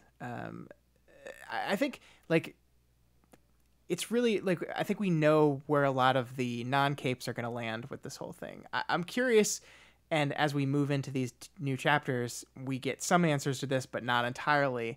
How are the rest of the capes going to deal with this news? Like, I think there's this very interesting thing, like, what if, like, Weld just can't deal with it? Mm-hmm. And what does that do? What strain does that put on Sveta's relationship with him? Because she's presumably going to stick up for her teammate. We don't get an answer to that specific question, but these are the questions I had leaving this chapter. Is like, how are all their allies going to react to this? What'll that do to, what strain will that put on their relationships? And I think that remains to be seen in some examples, but we'll get answers to some of them now. Yes, now. We fast forward 1 week of podcasting and open chapter 8.9. The team starts dealing with the crisis. Meta comment: this is 9 chapters into this arc, and we may now be seeing the penny drop for what this arc is actually going to be. A lot happens in these next 2 chapters because things that have been spring-loaded start to trigger. We've got all the bad stuff and potential bad stuff that Kenzie has done, and that the team has tolerated coming home to roost. We've got tensions between Byron and Tristan coming to a flashpoint, with some clear indications of how Tristan gets when his eye is on the prize. And we get stuff like this, where they're describing activities that Kenzie's been up to: breaking into secured systems, watching people, tapping into phone lines. I glanced at Natalie. So that is, the text is reminding us what a poor job they've done at using their legal counsel appropriately, despite claiming to want to be above board, and how much this is going to bite them in the ass. And we just generally get to see how the various team members react to the kind of pressure that is, in some sense, the worst possible kind of pressure for team therapy, because we know they can handle superpowered battles, but can they handle attention, blame, criticism? Yeah, I just wanted to let you go there because I completely agree with you, and I think it's a great way to establish what this chapter is. There's a real sense of chickens coming home to roost now.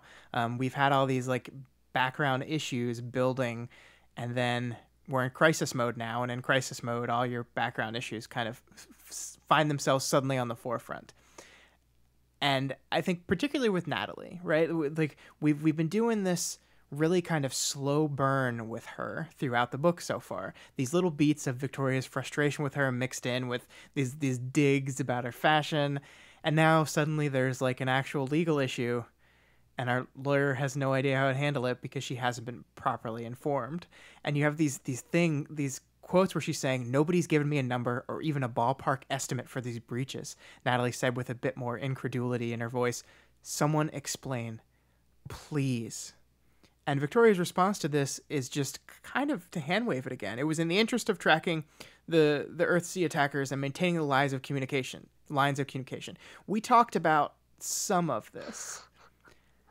And I think that really sells this whole thing so much to me. Like, the incredulity with Natalie speaks, the italicized, like, please in this sentence is italicized to give it emphasis. She's begging. And Victoria's response is, well, we talked about some of this. Okay, some's not all of it, though. Yeah. It's right. I mean, basically, you talked about the parts that you thought she would be okay with. Right. And then the parts where you snuck cameras into a prison, you probably didn't talk about because you knew she wouldn't like it. Yeah. So, and yeah. Oh my God. Yeah. And like Victoria says this thing that actually just made me mad at her. Like I was just legitimately pissed off. And I think we're kind of supposed to be, but I had to pause my laptop a little annoyed that Natalie was making this a point now. Of course she's making it a point now. It's coming up now. Like, what do you mean? Like, yeah, we're in crisis and you did crimes. So, yeah, your lawyer's bringing up the crimes you did. Yeah, right. I mean, I think Victoria is actually annoyed with herself. Yeah. But, like, projecting. Because she follows that up with like, but I can see why she's doing it. Like she's like, I respect that she's standing up for herself, but it's annoying that she's doing this right now. Yeah. It's I think that's the push and pull, the duality of Victoria. This like, oh, why are you doing this now? Okay, but I get it. Yeah. Right. But you're getting in the way. But yeah. But it's important to do things right. Yeah. But yeah, to get back on track, I think your point about this being the worst possible crisis for our team is a really, really important one. If we go back to Victoria and how satisfied she was when she had a clear bad guy out there to punch. There's someone out there, he's clearly wrong, he's clearly bad, and I get to punch him in the face, and I make the problem go away, and I'll feel better. This crisis isn't that. This isn't that kind of enemy. It's not that kind of fight. And it's one that I don't know if they're fully equipped to handle. Yeah. Yeah. I mean, that's what we're going to find out over these chapters, I think, is like, I mean, I think there are promising signs here, but things really haven't gotten to the point that they can get to, right? I mean, let's just get through it because, yeah. So like the first thing the team does in response to this is discuss strategy and approach. They decide that they can handle this, whatever it is. The priority is basically preserving Kenzie's and the team's reputation. And then the secondary priorities, which are not trivial, include keeping together their nascent inter-team alliance and preparing to fight Goddess and Earthsheet. Yeah, which is a whole lot of stuff to juggle, Matt. Yeah. Especially for a team and a protagonist that already seem like stressed and pulled to the max. The big thing that jumped out to me here in the middle of their strategy was just how much they're downplaying how upset people are going to be about this whole thing. Victoria says here that hey, we just saved people from the portals. We've got goodwill from that, and that's going to outweigh anything that Kenzie has done. They're not going to burn her at the stake. At worst, it's a headache. Yeah. Now, sometimes it's hard to parse how much of the things you, the reader, know that our characters don't. But I think Team Breakthrough is either ignorant to or severely underestimating the level of anger and resentment amongst the general populace towards the Cape population right now. I'd say, based on what we've seen, people are really just looking for an excuse to hate parahumans at this point. And they're going to take any kernel they can get, whether it's her breaking into cameras, whether it's her story with her parents. They're ready to burn some parahumans at the stake here, and they're just looking for an excuse. And I think this chapter has a lot of beats like this where we're reinforcing that things are not going to go the way our characters think they are. And this feels like one of those moments to me. Yeah. Just also, I want to kind of highlight that phrasing, they're not going to burn her at the stake, because of some of the imagery and language that's used elsewhere, mainly toward the end of this chapter and the beginning of the next one. Yeah. Because that's kind of thematically and symbolically interesting word choice given. I mean, it makes sense, right? It's not a stretch to use that phrasing, obviously, but the point is, this is a story where we have a lot of light and heat and fire imagery. Yeah, so. No, I think you're absolutely right that's intentionally connecting back to our image of fire. And I mean, a beacon is usually a fire, right? I mean, we're gonna see the beacon name come into play here at the end of this chapter once again, and I think this does indeed tie into that. Yeah. So speaking of burning Kinsey at the stake, Kinsey is saying, "I could go to jail," Kinsey said, as if it was just dawning on her. She sat back in her chair, the adjustable metal parts shaking audibly with the force of the movement. Her eyes widened, and she turned to look at Ashley's projection. "No," Ashley said preemptively. Kinsey's eyes widened. "I could go to your jail." "Oh, geez," Rain said. "No," Ashley repeated. "It's not worth it." I feel like we needed to at least bring this out. And I'm not saying that this is like definitive proof that Kenzie really hasn't learned as much as we were hoping she would from the whole trying to murder someone to make Ashley feel better is a bad idea. But this definitely ain't a good look at all. Yeah. And I think Rain is like quickly becoming like the Detective Murtaugh of the group, where he's just like the one reacting with incredulity to like, it's like, oh man, Yeah. Oh, oh, shit. yeah. There was one thing that jumped. This is I think one of those moments where I am not actually using the text to support any argument here, but I got to thinking about, I wonder if Kenzie's like reckless, like more than normal rule breaking in these past few days, I guess, I don't know how long it's been, might have been a conscious or subconscious desire to get caught and end up in prison so she could go to Ashley. I mean, like I said, there's nothing in the text that specifically supports that. That's just me, spitballing. No, that's fascinating. Yeah, I mean, I think that, again, I mean, it's interesting. A lot of stuff in these chapters seems to be pushing me to think way back to the start of the story. And what we knew about Kinsey at the start of the story was like she was like, yeah, Ashley, sure, you're gonna give up on being a hero, and you're gonna be a villain, and I'm gonna be your subordinate, and it's gonna be great. Like that was, she had no problem with that at all. Yeah, that was she wasn't even like hesitant, and we know her well enough to know that like somebody's paying attention to her, that's all she needs. So yeah.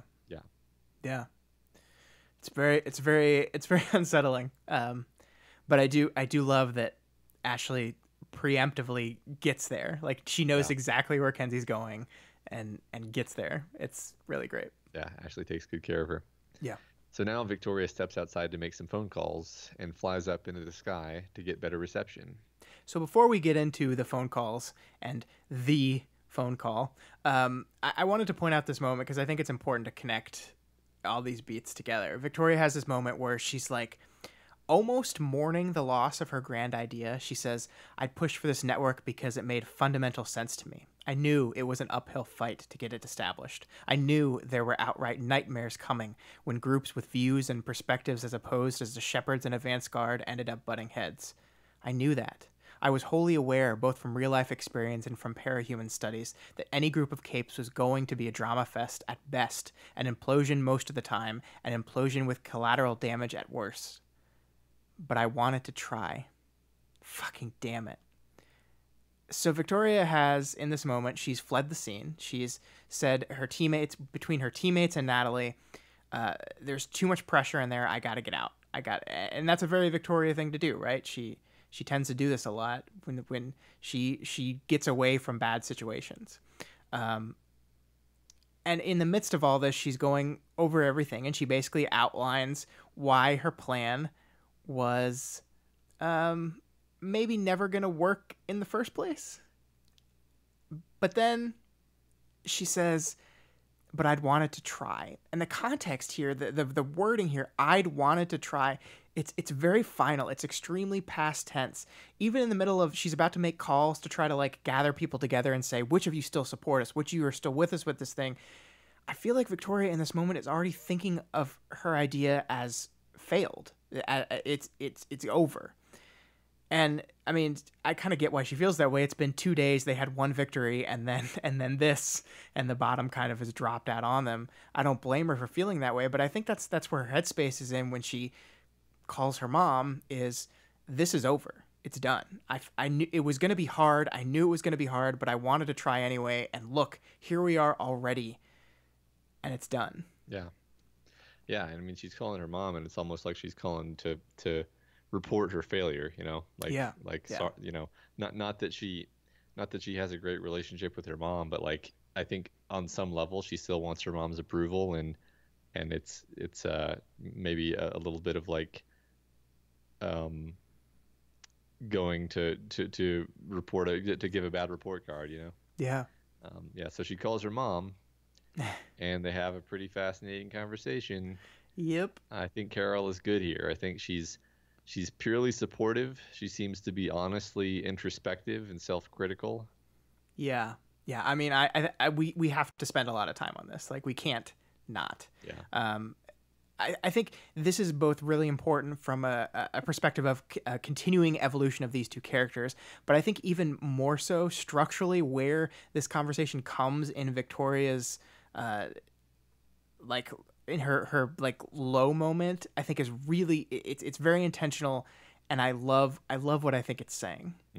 So we'll get into all this, but first I just wanted to talk about how much this entire thing plays with your expectations, Matt, because Victoria is in the middle of this crisis. She's just left a room with like 20 problems in it, and I can't deal with these problems right now. I got to go do this. She's on the verge of giving up on her grand plan if she hasn't given up already. She's out of sorts, and as she admits to herself, she's flying into the air to seek disconnection. We've talked about how every time she flies, she disconnects from the world, and now she needs to be conscious of that. Well, now she's seeking it.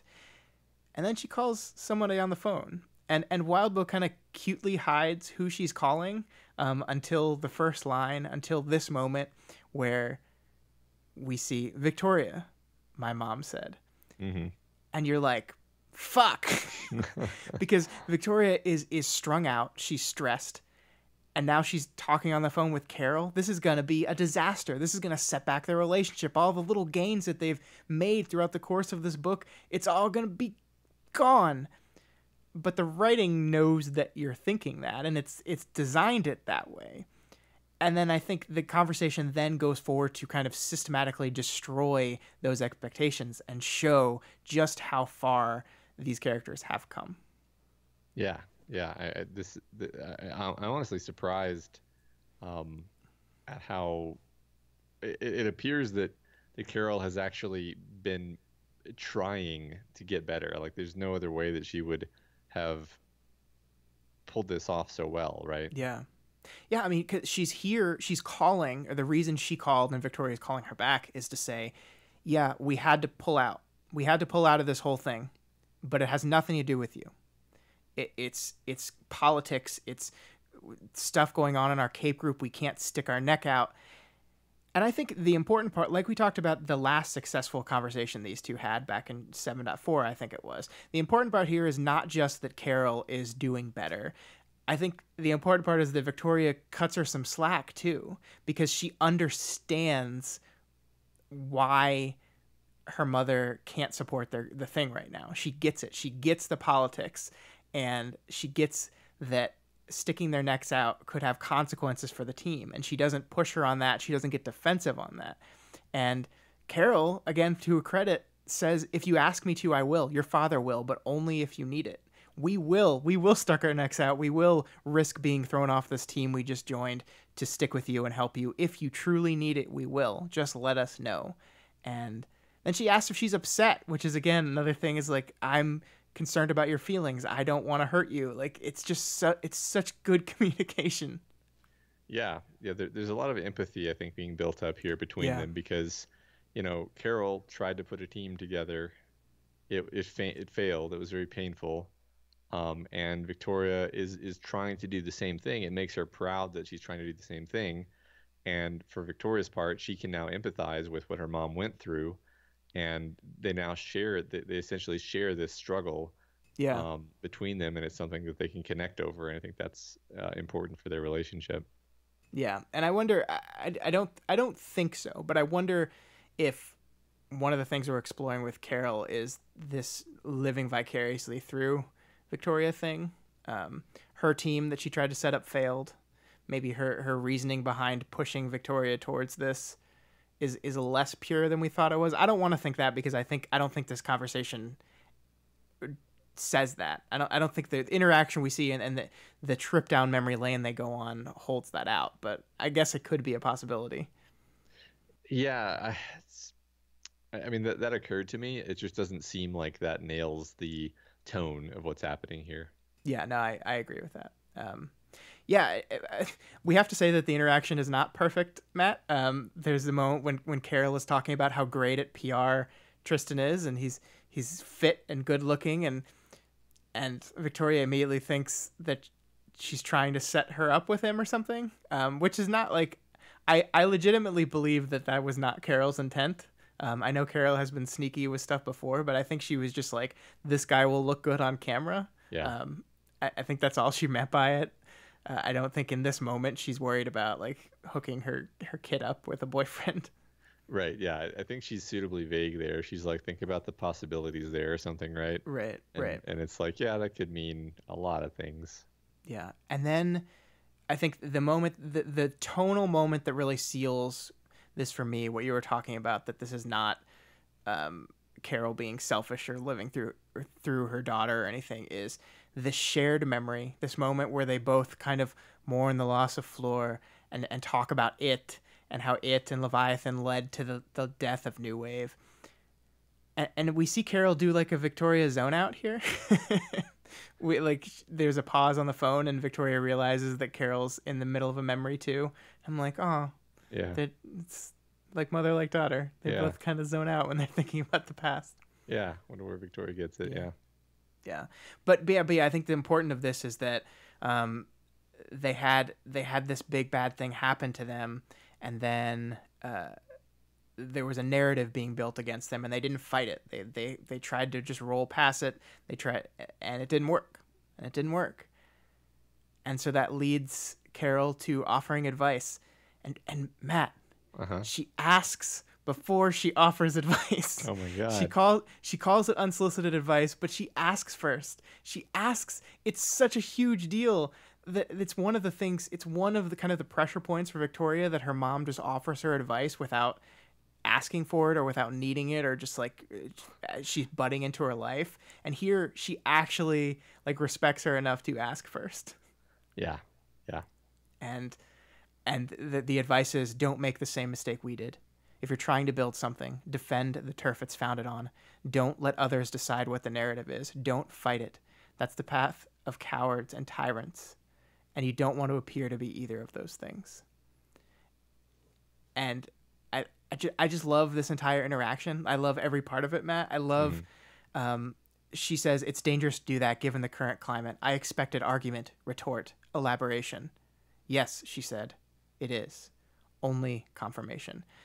This is beautiful. I expected argument, retort, elaboration. I got only confirmation. I expect her to push me, to prod me, to argue with me. All I got was support. And that's this entire conversation in a nutshell, right? Like, I think Victoria went into this thing expecting to fight with her mom, and all she got was support. That's all she got. Yeah. I mean, I might be reading a weird slant, but like, I almost thought when she called her mom, like, I'm going to show her the bad report card, and I'm going to get the tongue lashing that I deserve because I screwed up. Mm-hmm. And she almost wants it. I mean, why else would she call her if she expects it to be a fight? Yeah. But no, it's not. She doesn't get what she called for, really. I mean, and it's only positive. But yeah. I think it's very shocking to her. And I do think it's important that she called her mother. Like, I know Carol had called her and she was just calling her back, but so many of her interactions with her mom throughout the story so far have been her mom kind of butting in or showing up to a place that she happened to be at. This is Victoria choosing to engage in conversation here. Yeah. And I think that's important. Yeah, definitely.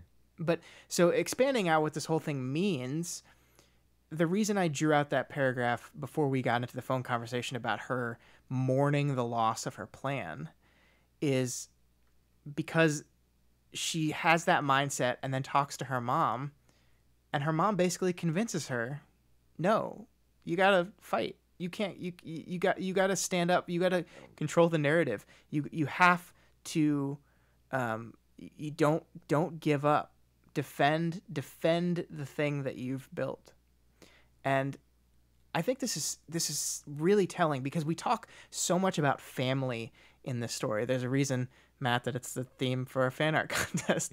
Uh, and Victoria has so rarely found support from her biological family, so much so that she felt the need to look for it other places. One of the big reasons she joined this team is because she was looking for a place where she could belong. She was looking for her own family. And in this moment where her team is stressed out to the max and she needs to get away from them because she can't handle it right now, and she's not sure how she's going to do it. She's not sure what she's going to do. In this moment where she chooses to disconnect from her team and from the world and fly up in the air, she talks to her mom. And her mom is there for her. Her mom supports her. Her mom asks her if they need help. She listens to her concerns. She offers advice after giving permission. She's a mom here. She's her family. This is what family is for. And I think that's such an important step in their relationship to happen here at one of her lowest points. Yeah, I think it's really interesting and maybe saying something about the nature of family that Carol is and always would have been there for her in this capacity. Right. But when it comes to like less important things, she's actually not so there for her. Yeah. And that's maybe just because Carol is like, well, I recognize this as important, and maybe didn't recognize those other things as important. I don't know. Yeah. And I wonder what the book could be saying, and we won't know for, I don't know, a year, about the differences between the family that you are stuck with and the family that you choose, right? With the differences between those two things and how those two things help you. Is there support that a member of the family you're stuck with can give you that in some cases you can't get from the people you choose to surround yourself with? I wonder what it has to say about that. Interesting.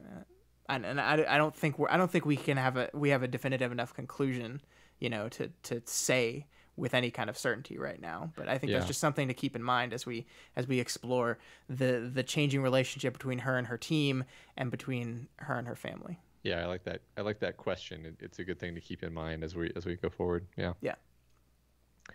Yeah. So after this awesome phone call, she calls a couple of other teams, and I don't want to skip over the fact that she calls the paint thinner team or whatever it's called. Paint Fumes, and says, great name.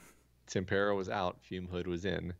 I just love that Fume Hood is still in her corner. Fume Hood is she really earned I think she really earned the loyalty of Fume Hood with her, repeated good, stand-up behaviors. Yeah, I think so too. I mean, they had that. I think they really bonded in that moment in the community center when they talked, and we're seeing that connection continue. Yeah. In these moments, and of course the major malfunctions are in as well, like we said, because of course they are. Yep. So when Victoria comes back inside, it's evident that the team was looking at and discussing something that probably would make Victoria really uncomfortable. Scott, there's not a lot of things this could be about, right? Like, especially in this context. Yeah, I mean, if you ever have a question that involves the words Victoria and uncomfortable, the answer starts with an A and ends with a medallion. It's definitely something to do with Amy. Yeah, I mean that's almost so where your mind goes that I wonder if that might be a misdirection. But it could be. I feel like I'm doing that thing where I'm like, but what if it's not the thing that I think it is? I think it probably just is that. Yeah, I mean, I think the interesting part about to me is that Victoria doesn't make that leap. Like it feels like such an obvious mental leap that Victoria herself doesn't make. Maybe it's because she doesn't know she's in a book. Maybe that's why. Oh, yeah, no, she doesn't. But my guess here is that Amy heard about what the team was doing and heard about what was happening and maybe reached out and wanted to know if she could help and they were discussing how the hell they were going to deal with that and what that means and what they were going to do with it. That's my guess, at least. Yeah, yeah. I do like this little beat here where everyone's like shocked that she's back so soon because they're so used to her just like leaving when things get tough that they're like, what? You thought I left? No, I just went up. Yeah, right. Yeah. They've noticed her character trait Yeah. of leaving. Yeah. As a small note before we move on, it's not like an analysis, but just a general like I love this world. Whenever people are acting strange, we have to ask the question, is this some sort of stranger effect? Yeah. It's not just you guys acting weird. Is this some powers bullshit? Yeah. Although what's funny is that their explanation is like, no, it can't be because of reason, which could easily be circumvented by a power, but whatever. Yeah, yes. Yeah. Yes. Yeah. So Sveta convinces her not to press on asking what they were talking about. Victoria agrees to go along with it. Chris, though, seems really annoyed that she's willing to let it go like that. Yeah, I mean it's a very interesting reaction of him, right? Like I think you had a good point with this when we talked about this earlier. My initial takeaway on this was, hey, when I tell you to trust me and to just not look further into it, you like refuse to back down, but this person does, and you're just like, oh, okay. Yeah, no, I like that take. My take was that Chris probably actually thinks Victoria is pretty smart and is irritated and baffled that someone who he thinks is smart would be so like credulous and perhaps even naive in his mind as to just trust someone when obviously people are hiding something from her. And like in Chris's mind, who other than yourself can you trust to know what to do with sensitive information, because Chris doesn't trust anyone. And he's probably had some hard life lessons that have taught him not to trust anyone. So if anything, we're just learning a lot about Chris and his mentality here. Yeah, I think you're absolutely right. Yeah, he says, so Victoria says, basically she's explaining why she's okay with it, and she says, because I trust them. There was someone in the past who told me something. I ignored them. I gave them a hug. Everything fell apart. My best friend tells me not to pry. Fine, I'll listen. And it makes me wonder what will be the consequence of Victoria having chosen to ignore this mysterious thing that is being hidden from her, because her motivation for ignoring it here is pretty complicated. Yeah, I mean, of course, everything seems to always go back to Amy, and this is another glimpse at just how much she blames herself for the things that happened, right? Like, Amy told me to leave her alone, and I didn't listen, and that's why this happened. And that's such a, like, it's such a, I mean, it is a very, very much the mentality that a lot of victims have and things like this, but it's such a depressing and I think, like, dangerous outlook to have, and I hope she finds a way to get past that. Yeah. But yeah, I mean, but she's using that to, in a situation here where, man, I don't know if them hiding this stuff from her is very good. Like, if it is Amy related and they don't think it's going to come to play with the stuff that's happening, but what if it does? Like, what if they're going to go on TV here in a few chapters, and what if Amy shows up? What if things related to what happened to Victoria are made public, and that's part of what the information was, and it's a surprise to her because they made a call about keeping it from her in this moment. I mean, there's just so many ways in which holding back information from someone can blow up in your face, and it's like, I know you trust Sveta. I don't know if this was a good idea. Yeah, I mean, we even have Sveta like looking guilty or uncertain about it, and like even she isn't sure if she made the right call by telling Victoria to drop it. Yeah. So yeah, makes me nervous. Yeah, absolutely. Yeah. So I like that Chris's many online accounts and extremely online presence has become a plot point. Yeah, I like it too, and I think it's a beat to remind us of this, or to inform people that for some crazy reason didn't read Glowworm. Yeah, Do those people, do they exist? I'm sure Are they out don't. there? That's impossible. Yeah, why would you do that? Yeah, it's interesting. We've got this callback.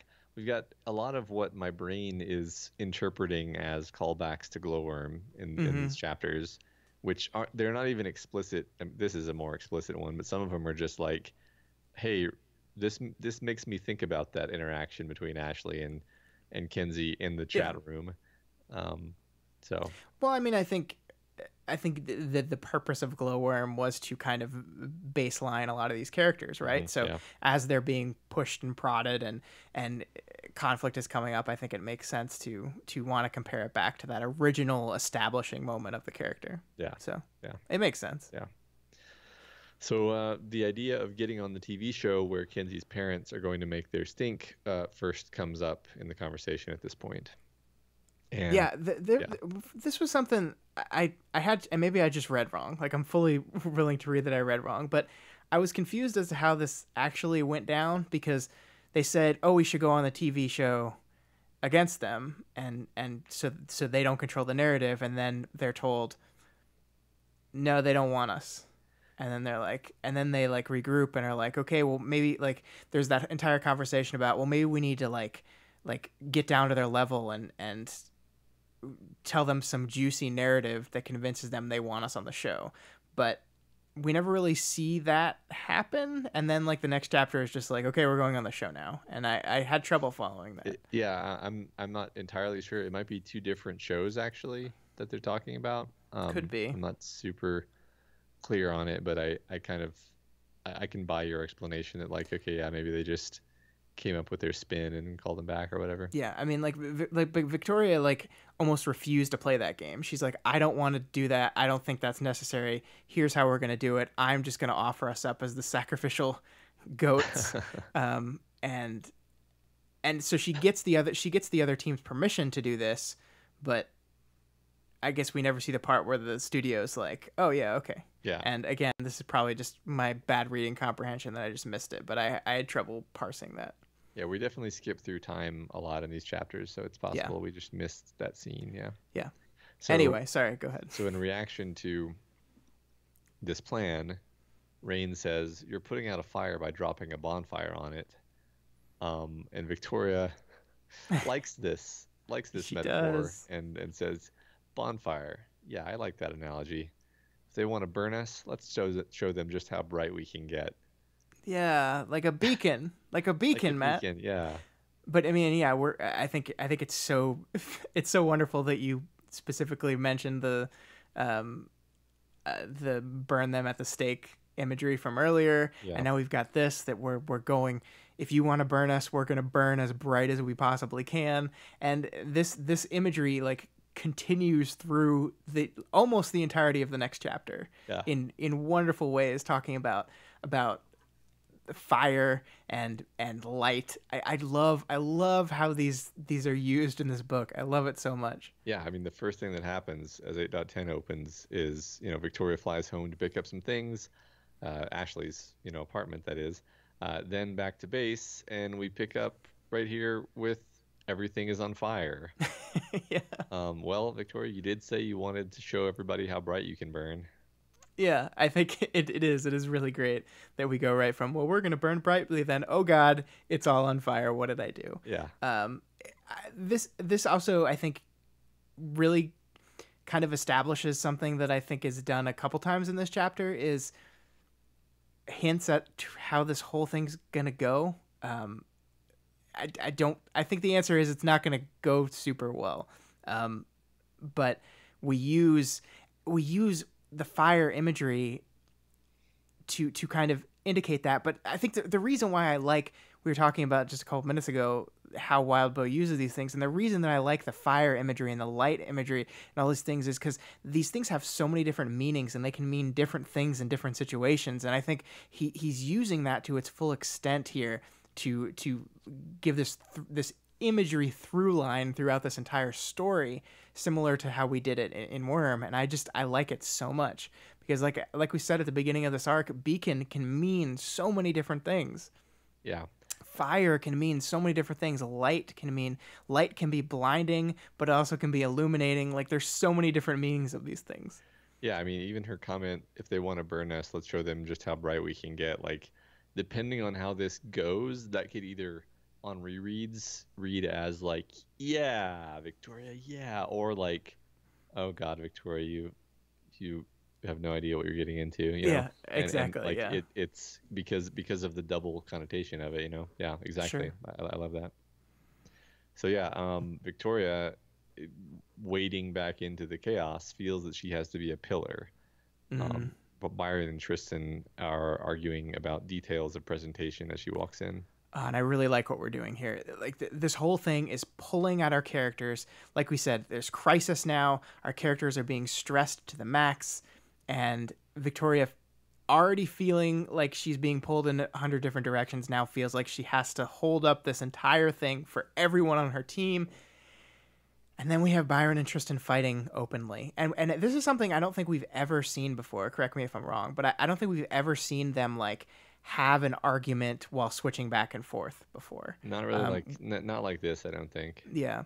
We've seen them like we've seen the written down arguments, and I think we've seen them like occasionally talk by switching back and forth, but they're like a full drawn out public fight where they're like one person's saying something and then we switch and the other person responds angry and then we switch back. Yeah. I think we've seen that before. Yeah, no, I don't think we've seen this before. And Yeah. and it's like we said before, it's this moment of tension where Tristan is just bulldozing over Byron, basically.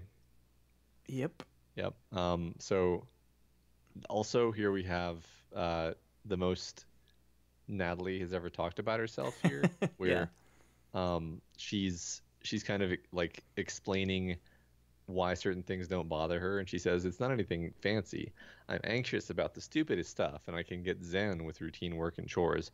There are maybe 3 times in my life something horrible happened near me, and I kept my cool while other people were breaking down. That's basically it. It's just it's not so much for the content as the fact that she, in this moment, gives this like fairly open kind of sharing of herself. Yeah, and I think this is like one of the first times the group has ever asked to like they've like stopped and asked her a question and asked for her opinion on something that wasn't just law related.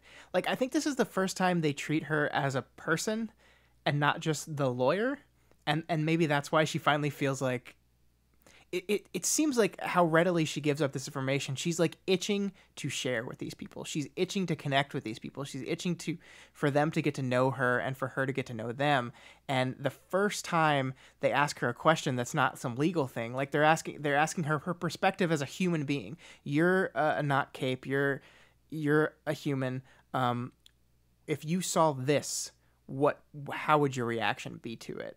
And they actually care. They actually care about her response, and it's like she's basically a member of this team, Matt, and they've never treated her like that. They've never treated her like a person. And the first time they do, she opens up, and I think that's saying something. Mm-hmm. Yeah, definitely. Yeah. In fact, I think it's safe to say my attitude about Natalie shifted a bit in this chapter, starting with this point. Well, good, because she clearly loves capes, Matt, and I was right, and you were wrong. All right, we'll see, Scott. We'll see. So Swan Song is trying to put together how she wants her holographic costume to look, and it comes up that Ashley is planning on coming along on the TV show. Yeah. And Victoria thinks there are some issues. Yeah, there's some issues. I mean, it's pretty obvious why having Ashley on TV is a bad idea. Like, not only does she have the rap sheet of a violent villain, not only is she in prison at this very moment for killing somebody, but she's also their most volatile member, prone to say the wrong things and mess up the image that Victoria is trying to carefully construct. But also, if Victoria follows this line of reasoning, then kind of none of them should be on TV, because they all have their glaring flaws. Like, if you're going to say no to Ashley, then where do you draw the line of acceptability? Capricorn's probably murder. Sveta has them all beat in terms of kill count, and I'm somehow even more worried about the team members whose deeds we're not actually familiar with. But yeah, so she says she's okay with it. She says, yeah, okay, Ashley can come, but Rain and Sveta actually won't be coming. But that's more for what you might call personal reasons. So what I'm getting from you is that this is a really, really bad idea, and our team definitely should not do this. Oh, I mean, I think it would be awesome to see Ashley on television. That's depends on what you mean. I do think it's very fascinating that the PR decision is, look at this member of our team. She used to be in the Slaughterhouse 9. Remember them? We're good. Yeah. Right. I think there's a really wonderful opportunity here to kind of demonstrate through Ashley the power of change, the power of recovery. But I don't know if human beings are capable of understanding that nuance through a talk show, Yeah. I don't know.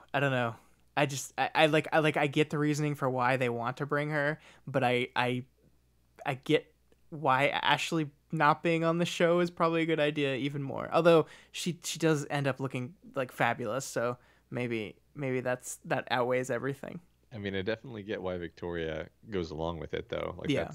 That's completely consistent, and sure. and you're like, yeah. I mean, she's not even that conflicted over it. She's briefly conflicted because she realizes the risk of it, but then she also is like, yeah, it's not, it hurts our team more for me to be against this, actually. Yeah. So for all the chaos and loudness of their preparations, the team is actually pretty functional here. There are disagreements between the characters, but they don't escalate. Emotions are high, but people aren't lashing out and hurting feelings. They're just solving the problems, and they're stressed. Yeah, I think that's a pretty astute observation. They're all a bit like sharper in how they talk to each other, but it's not to the extent where it's hurting their ability to prepare. They're nervous, they're stressed, and they're fighting because of this. But yeah, it's not like a debilitating type of thing. Yeah. I mean, that doesn't mean that there's not a lot of worrying stuff going on. Like we said, Byron and Tristan are still fighting, and there's this whole exchange here where Byron shakes his head and says, there are 3 things here I have issues with. Your armor is heavy, and I'm not that strong. Why are you in the spotlight when I'm supposed to be getting the extra hours tonight? And why? Really, why is it so important I wear the armor? He switched back to Tristan. No immediate reply from the bolder brother, but Tristan's hand was in motion, like an orchestral conductor with a stick. Flick, flick, stop. So he doesn't answer these questions. Yeah. He like, what was your interpretation of the conductor thing? Like, I was like, he's just playing, like, it's just he's playing the song. He's just playing that whining song or something. I thought maybe that had to do with the cell phone like costume selection thing, like they were, like he was helping Ashley with her costume and he was also flicking thing. I wasn't, that was my assumption, but it was actually Ashley who was supposed to be determining her costume. So. Yeah. I mean, I read it. He's like, I mean, it's like he's like playing him, right? Like he's conducting him almost, and I don't know. That doesn't make me feel good.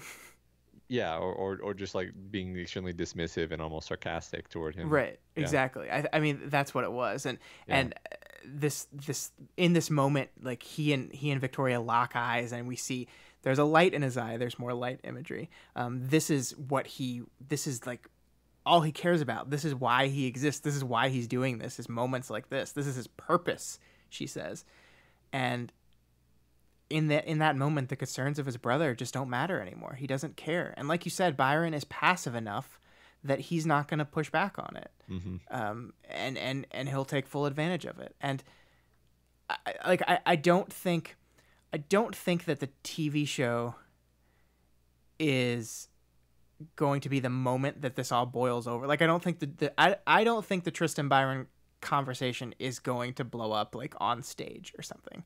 But I think if they get through this whole thing, Team Breakthrough is gonna have a Capricorn problem real soon, because this is we've been watching how stressed these two characters were and how close these two guys were to the edge, and there's no way this makes it better. Yeah, yeah.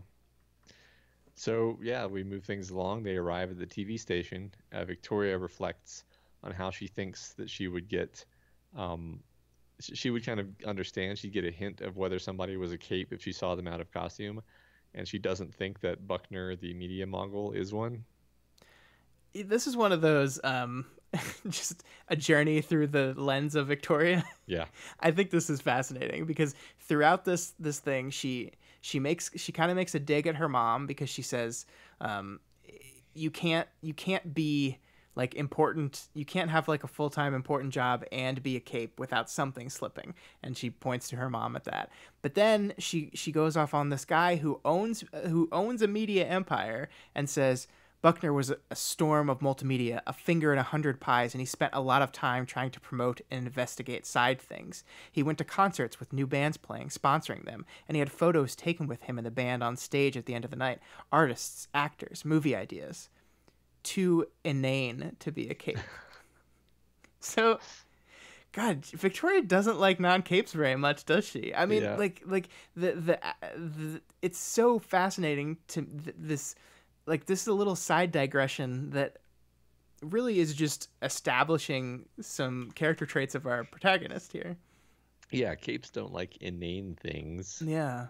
Well, and it's also interesting that she's like, he has a multimedia empire, and his side projects involve media stuff. Yeah. Well, I mean, what she's basically saying is things that humans care about are inane. Yeah. Like no cape would care about this kind of stuff. Yeah. It's pretty bad. It's pretty bad, What? Victoria. Freaking capist. I know. Wait, does that work? Yes. Humanist? I don't know. I think it works. I just think it's just a fascinating, like, and again, I think having this in this moment, having this beat in this moment, to me shows that a person like Victoria explaining to humans why capes aren't that bad, when she clearly finds capes just superior to humans. It's just I just don't think this thing's gonna go well. I just don't. So there are some flags. Yeah. So as we're entering the studio, she also describes the costumes and appearance of the team, all gussied up to appear on TV. Also, she notes that Kenzie now literally has eyes in the back of her head thanks to adapting Rain's contact pad tech. Yeah, everyone looks awesome. I love the descriptions of everyone's stuff, but I think we speculated a while ago that perhaps the secret to Rain's Tinker power was actually those connections, not the shitty arms themselves. And it's kind of cool seeing this used by another Tinker, but also like worrying. Yeah. Kenzie getting more tools to be constantly aware of everything that's around her doesn't strike me as a good thing for her mental health. Yeah, that's true. Now she can lie in bed with her eyes closed and still be watching everyone. Hooray! That's great, yeah. Victoria now asks one of the assistants, Kaylor, for tips and kind of cajoles them into giving her some. Basically, just pay attention to this one particular panelist, look out for traps, speak clearly, kind of just good advice. Yeah. And I think it also establishes like stakes a little bit, and now we have the names of the people she's going to be talking with in the next chapter, and kind of what their thing is, so we go into that conversation knowing this. Yeah, I like that.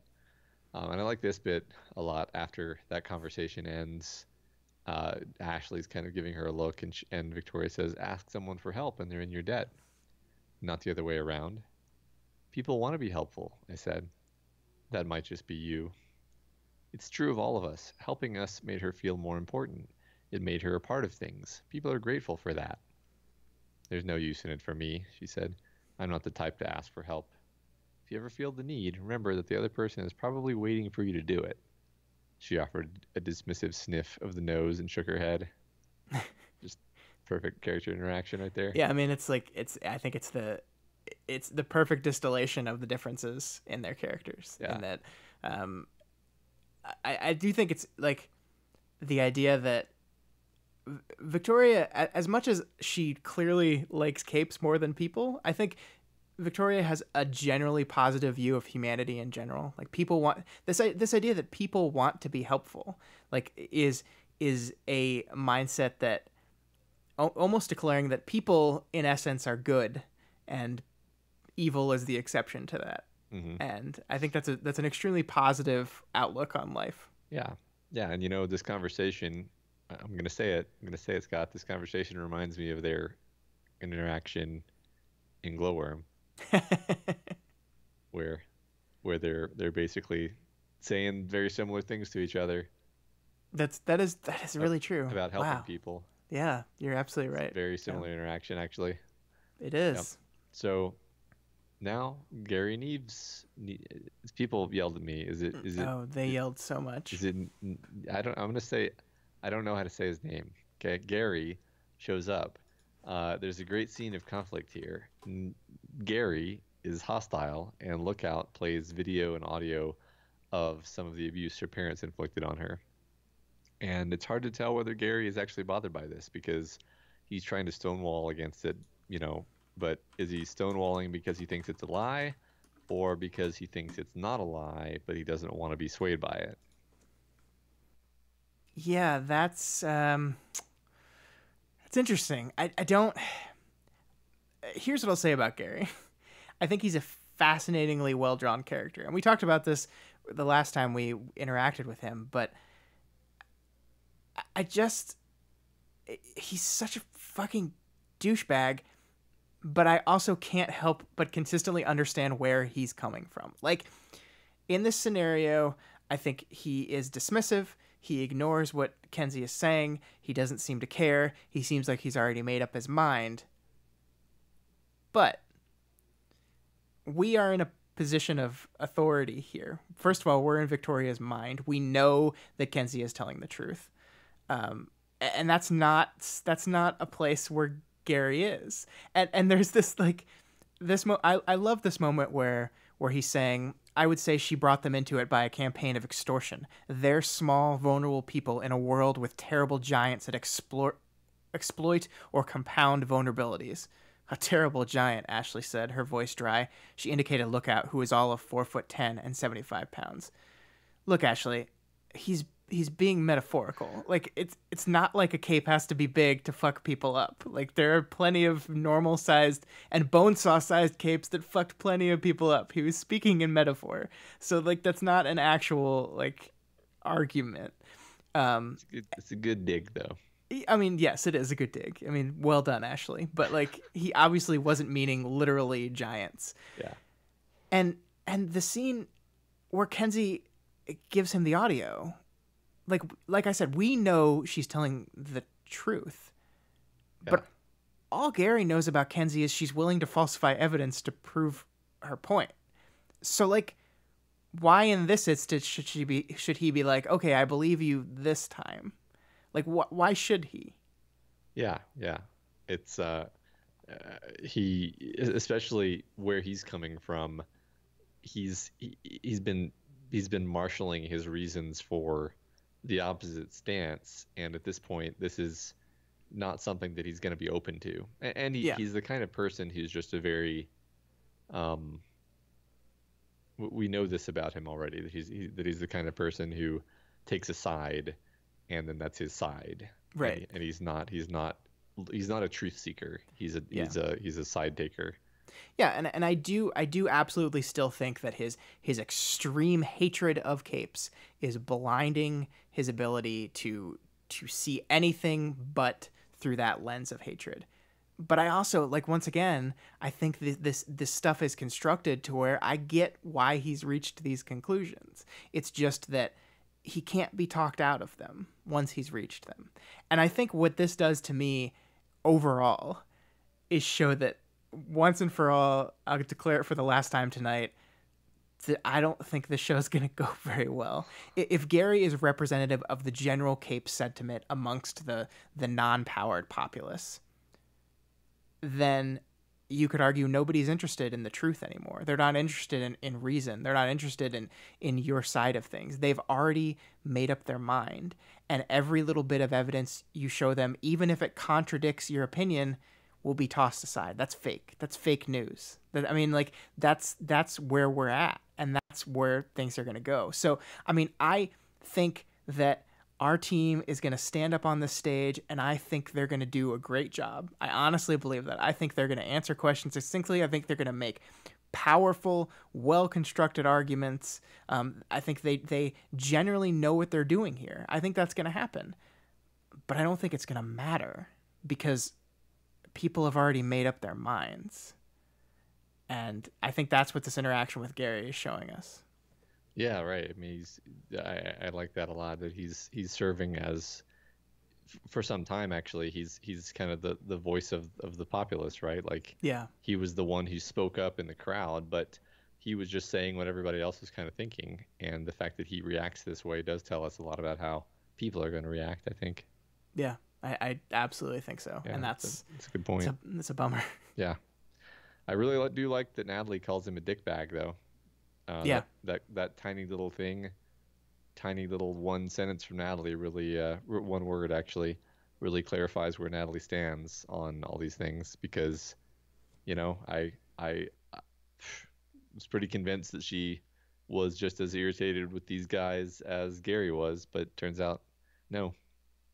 No, and I think what we're seeing here as an extension of her sharing this personal information earlier in the chapter and them kind of extending space to her to be a part of this group. Actually, she's on their side, and maybe Natalie's a member of the team now. And I think that gives me hope for Victoria's interactions with the non-powered. I mean, if she can get to a place where she, like, considers Natalie a member of the team and respects her on some level, I think that gives me hope. Even after she's clearly, like, capist as shit. Yeah. There's hope, I think. Yeah, and as we exit this scene of hope, we follow Victoria through the studio and into the hot lamps and bright spotlights that leave her momentarily blind with yet more light and heat and fire imagery. It's just so perfect, isn't it? I can't wait to see how we carry that forward. Yeah. It's so wonderful. I know. All right, that wraps up these 4 chapters. Oh, we did it. Beacon, yeah. Let's finish up with some name game. We have caryatid. I just looked up the pronunciation. I'm pretty sure that's right. A stone carving of a draped female figure used as a pillar to support the entablature of a Greek or Greek-style building. Hey, that makes sense given her power. Yes, it does. I gonna be honest. I for some reason my brain thought that referred to some kind of insect. Huh. Yeah. I guess that makes sense. Let's just move on. It sounds insecty. Yeah, but it's not. It's not. Let's not try to smooth over the fact that I was wrong. All right. Discussion question for this week: how would you handle a PR problem with your Cape team? I think this is gonna be a fun one. This is less serious. This is more hypothetical. Yeah. What's the proper way for Capes to handle PR crises? Yeah. Let us know what your incorrigible former criminal member did and how you're going to deal with it. Oh, I like that. Yeah. Give us the full scenario. Have fun with it. Yeah. This is like a writing exercise. Yeah. I love it. Gradually transform this into a writing prompt show. And that's all we got for you this week on We've Got Ward. You guys are all part of this show, so feel free to provide us with advice, questions, or thoughts on this week's reading. You can reach us via email at gotwormpod@gmail.com or on Twitter @gotwormpod. My personal Twitter is @scottdaily85, and Matt's is @moredinamail, or you can contact him at Gary Nieves. Nieves. If you're not already subscribed to We've Got Ward, we strongly recommend you do so and never miss an episode. You can find us on iTunes, Stitcher, YouTube, Google Play, and pretty much anywhere else you can listen to podcasts. I will say that we're doing some kind of Zeno's Paradox thing with the YouTube channel subscriptions right now where they're just approaching but never reaching 1,000. So if you just want to head over there, click that subscribe button, get us over 1,000. It is virtually meaningless other than just being a number that I want to get past. So yeah, it's like the number. It's like you're not a serious YouTuber unless you have 1,000 subscriptions. Exactly. So. Thank you. So yeah, if you even if you don't listen on YouTube, head over there, click that button, and then you'll never miss our book clubs. Yeah, we'll owe you a high five next time we see you. Yeah. As always, you can find this, all the other podcasts we do, and all of our writing, essays, film, and TV criticism, and more at doofmedia.com.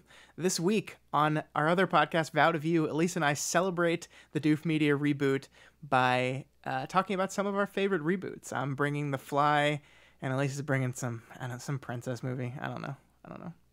Also, Matt, the Doofcast relaunches on Friday. All right. We're talking about The Fifth Element.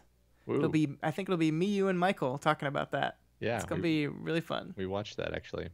I'm excited. Yeah. And then Weaver Dice episode 4 is coming soon-ish. Yeah. I'll get that to you, Matt. Okay. Sounds good. And if you like any of our shows and you want to support them, consider donating to our Patreon account, patreon.com/doofmedia. It's different now. Everything's Doof Media now. And the old one does not redirect, unfortunately. So you will have to type that in. Yeah. But yeah, you can donate $1 a month or whatever else you can afford. Supporting us on Patreon gives you tons of great bonuses like voting in our quarterly fan art contests, Q&A sessions, access to live streams of our recording sessions, and our excellent Discord chat. Special thanks to new Bidoofs. Bidoofs. There you go. Zondraxer and Abigail at the $1 and $2 levels, respectively. Doof Troopers Andrej and Zazer at the $10 level. And Doof Warriors Connor, Andy, and Zach either donating at or upgrading to the $20 level. And also Marcus upgrading to the $20 level. Thank you so much. That is amazing. Thank you so much. Yeah, that was...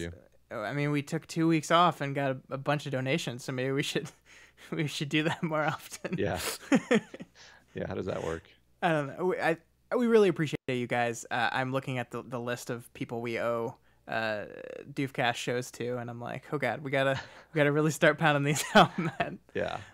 We really appreciate it, though. Thank you guys so much. Yeah, and as always, make sure you go over to Wildbow's Patreon, patreon.com/wildbow, and donate to him as well. This is his world. We're just playing in it. And if you cannot afford to donate right now, that is absolutely okay. You can instead go on a television show and talk about us because we need the PR. Or you can head on over to Apple Podcasts and leave us a rating and review. We've got a couple this week, Matt. It was our international ones came in for the month.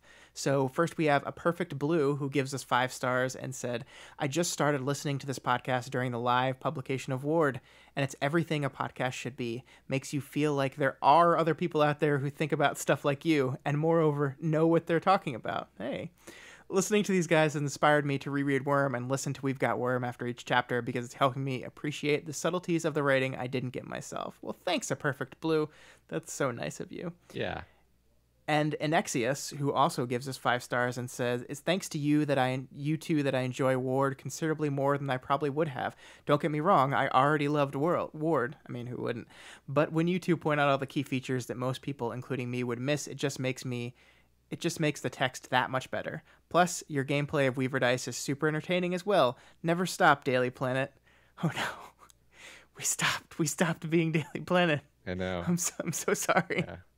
I appreciate that feedback though, that that I appreciate that we can serve that role for people, because like that's one of my issues with serials and like keeping up with serials is that I just read them and I don't think about them again, and that's bad. It's better to think about it. And this is a good way of doing that. Sorry, I interrupted you. I agree. I totally agree. Thank you guys so much. Thank you to everyone who takes time to give us those rating and reviews. They really do help other people find our podcast. The more reviews we have, the more legit we look when people go searching for podcasts. So thank you for taking the time. We really do appreciate it. Yeah, yeah. And that's it for the show this week. Next time we'll be covering 8.11 and whatever chapter comes after that. It's usually, 12 usually follows 11. Matt. Does it though? Just generally. What number system? Whew. Yeah. It's been a while since we had one that long. Yeah. But it was to be expected. It's not as long as I thought it might be, but yeah. I know. I was pretty happy with that. Yeah, Matt, were you thinking chrysalid? Maybe that's what you were thinking. I was thinking like, like something between like, what are those? Like, it's a word. What's funny? It's a word that sounds a lot like Katie did, which I believe is like the Texan slang term for a cicada. I don't think I actually thought it was a katydid because that's a completely different spelling. I think my brain just didn't know what it was and just filed it away somewhere. I get it. I get why your mind went there though. It's okay. You don't have to apologize for my stupid mind. All right, let's get this. Why would I do that? I don't know. I don't know why you would do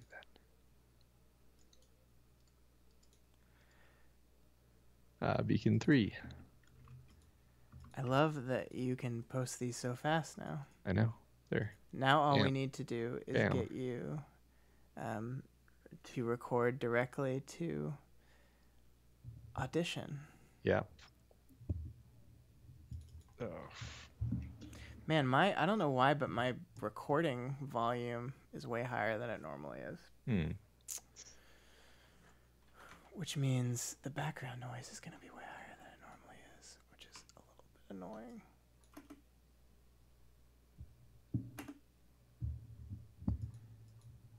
It's like Skype turned my I bet you I know what it is. I re-downloaded Skype, and remember how we found that Skype like creeps up? Yeah, it changes your volume for your mic volume without your consent. Yep. Skype. That's exactly what it's doing. Let me look. Yep. And like automatically adjust microphone settings. You motherfucker. Okay. I hate it. I was almost really mad because yeah, mine does that too. Well, I hate it. Yeah, I was almost really mad because I thought it switched the mic back again, but it did not. Good. Thanks for hanging out, everyone. Yeah. I gotta edit this tonight. Yeah, I'm developing a bit of a headache, so I don't know if I'm gonna hang out with you that long. I saw that pained look on your face, and I felt bad. That's okay. I get my miracle drug tomorrow. That's exciting. So we'll see if it works. Is this a different miracle drug? This is the miracle drug that's been in clinical trials for a couple of years, and it's literally just now being like shipped out to patients for the first time. That's very exciting. And it helps a lot of people, like a huge amount, and then it helps another lot of people some. And then some people it doesn't help very much at all, but just have to see where I fall. I'm hoping the first one. Yeah, me too. That would be nice. Yes, it would. It always breaks my heart to see your pained look on your face while we're recording. It's not that bad. Why do I have a rug on my wall? What are you seeing? The one thing that's on your wall. What's funny is I have rugs on my other walls that you can't see. So how do you know that? I have Indonesian ikat on my other walls. Oh. And I have a Rocketeer poster that Scott gave me on the wall over there. Which wall? It's right there. You didn't put it behind. Where I can see it. It's a missed opportunity. If it was over there, then it would be too far away. For what? For you to see. I can't see it at all. So it's just as good as it could ever be. It's okay. Me and Michael were downstairs designing what my downstairs recording studio is going to be like. Oh, good. Are you going to move the Rocketeer poster there? Well, I mean, when it's done in several years. Several years? I don't know how long it takes to make a basement. I would think like a month.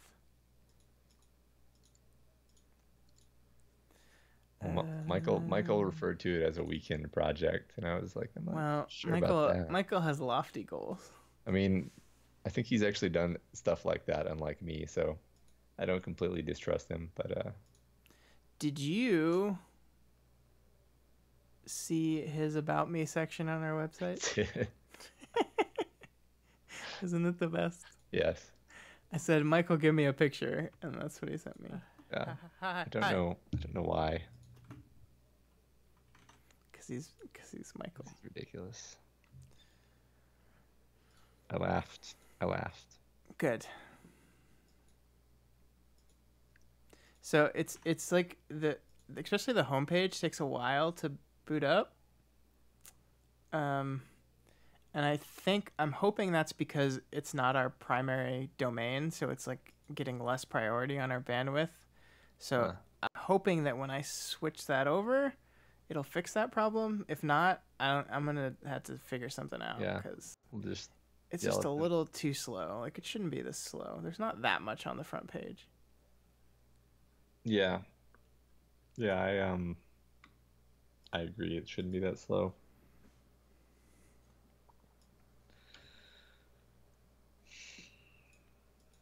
It's not that bad, but I think it should be faster. Yeah, I mean, it's not. I mean, we pay money. It's not like a ton of money, but we pay pretty good money for this website, so it should be better. Yeah.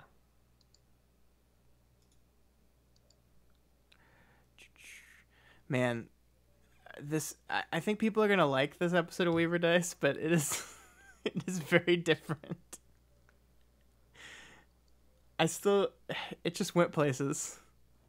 That's the fun of these games, right? They just go places. Yeah. And you were not expecting them to go to that place. Yeah. But it would be so boring if we stuck to the script, Scott. But I'm sure you would like it a little more. Who, me? Yeah. No, it's fun for me. Okay, good.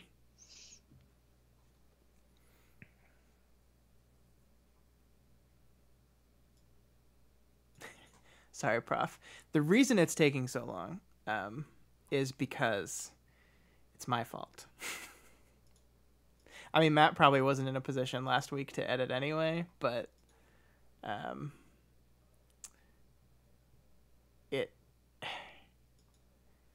so for some reason, I think, have we said this before live? I can't remember. I don't know. For some reason, Daniel's audio desyncs. So his recording desynchronizes from ours, and then Scott has to manually edit it to make it sync again. Yeah, so I basically have to listen to the entire 2.5-hour session and pay attention to when Daniel subtly, slowly comes out of sync and correct it manually. And it is the most arduous, time-consuming process ever. I hate it. We gotta get him something else. Yeah. We're also going to try to start doing those more regularly. Yeah, I didn't say that on the Doof Media post, but the goal is to actually meet our every other week projection. Yeah. So let's do it right now, Matt. Let's say next Thursday the episode will come out, and then we'll do every other Thursday from then on. Okay. Now we've said it publicly. Now we have to do it. Now there's no other option. Yeah. Yeah. Thank you, Prof. Yeah. Thanks for having faith in us, Prof. Yeah, thanks for.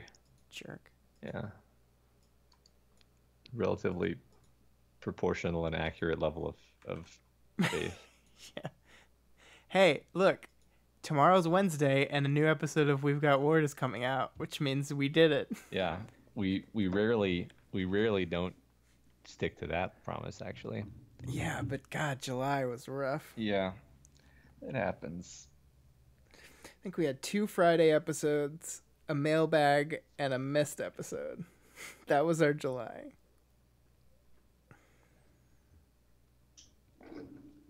Yep. All right. I think I need to. Yeah, you should get. I can Yeah. tell you're not doing good.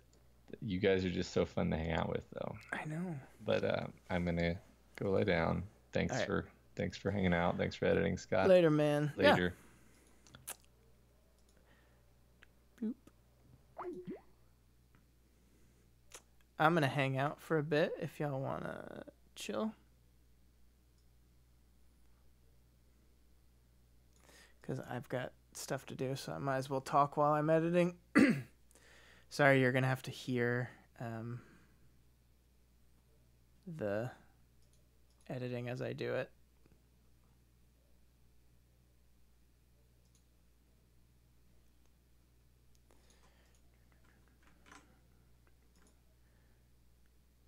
How is everyone doing tonight?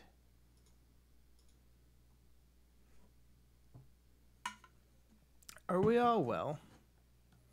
It's August now. I can't believe it's August already.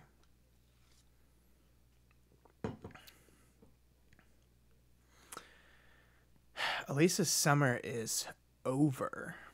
Elise went back to work on Thursday because Texas goes back ridiculously early.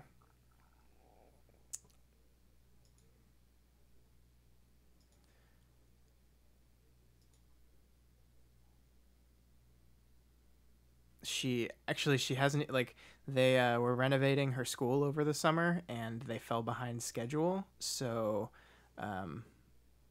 she still is not actually even in her classroom.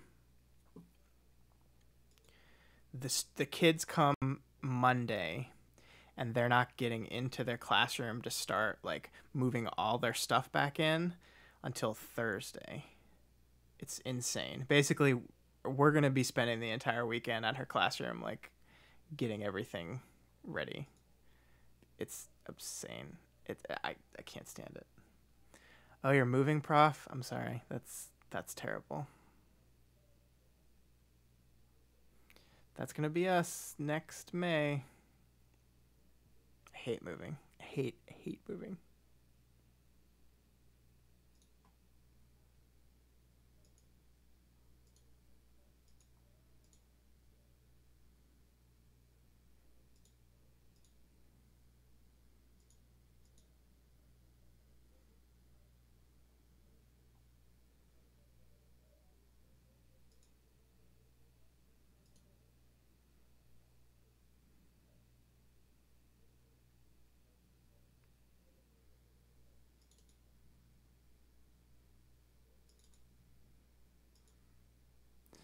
I think my adult life, for whatever reason, I have not stayed in one apartment or place more than, I think, 2 years is the max. And I'm just ready. I'm ready to. I haven't bought a place yet. We're probably not even going to buy a place in May. We're probably going to rent again because we're not ready to buy yet. But I'm ready to have a place I can just live in for like 5 or 6 years and not have to move constantly.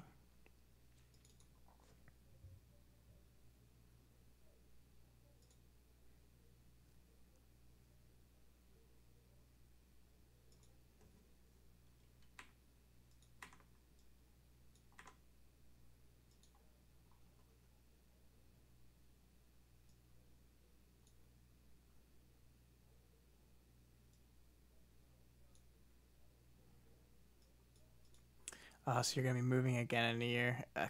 Yuck.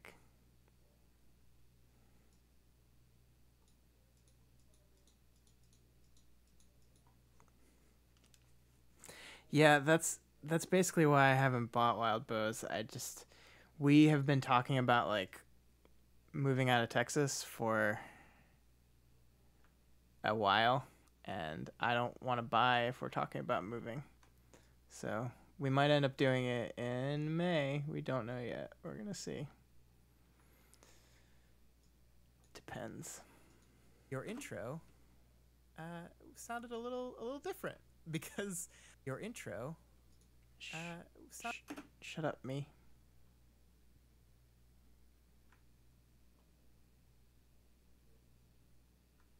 Of Joan Rivers-esque fashion. do every other. I'll try to mark them as we're going. One. Hey, everybody. All right.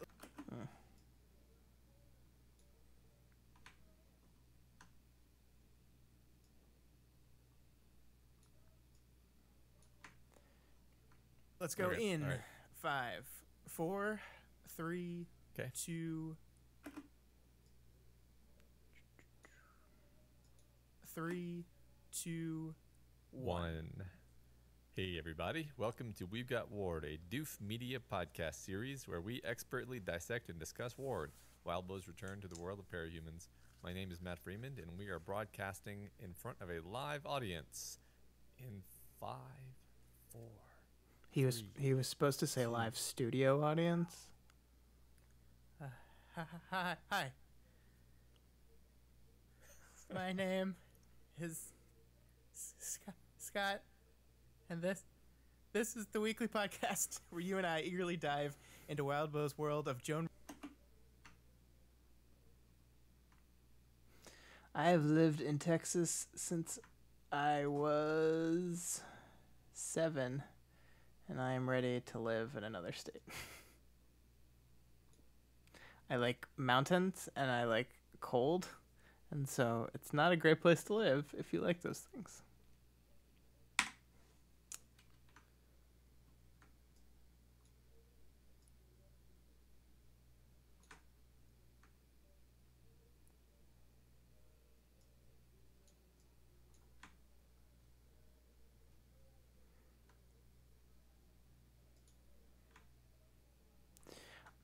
Austin is like the only, if I decided to stay in Texas, Austin would be the only place I'd do that for.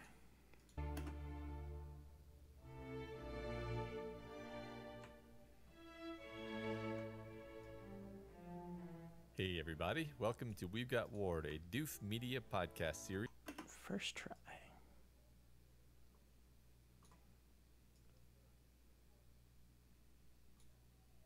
Role for people because Yeah. like that's one of my issues with serials and like keeping up with We look when people go searching for podcasts. So thank you for taking the time. comes after that. It's usually, 12 usually follows 11. Does it though? Just generally. What number system?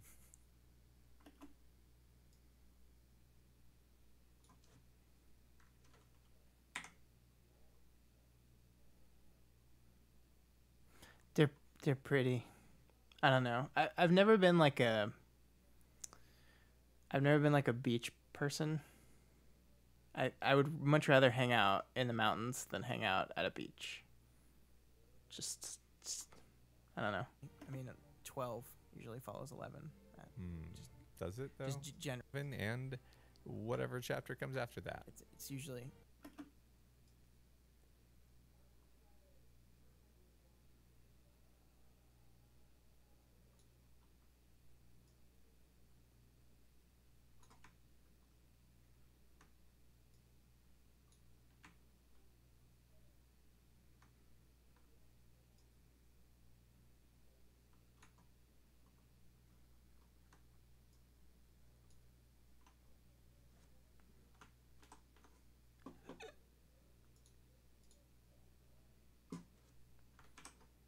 What? No. Almost just like deleted the entire podcast. That would have been not good.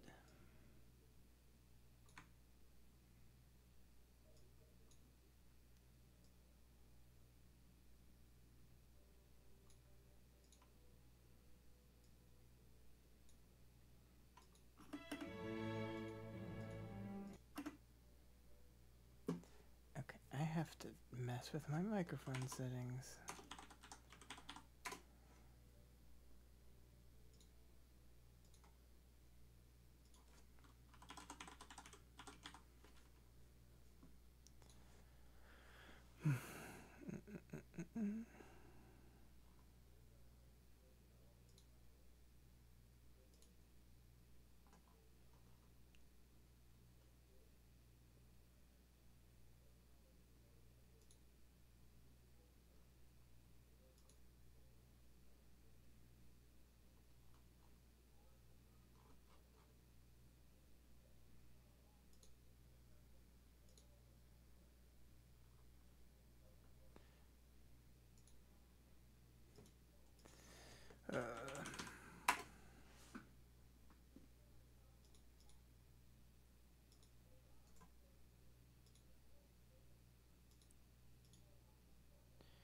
Yeah, that's what I thought. It went up for some reason. That's annoying.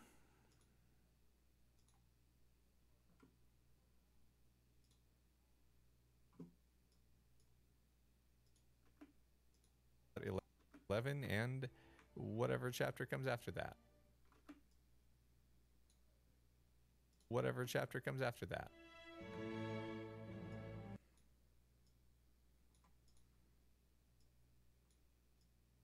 It's usually, 12.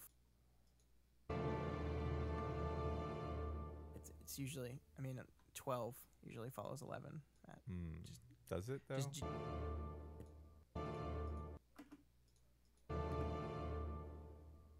It's usually, 12 usually follows 11. Does it, though? Just generally. What number system?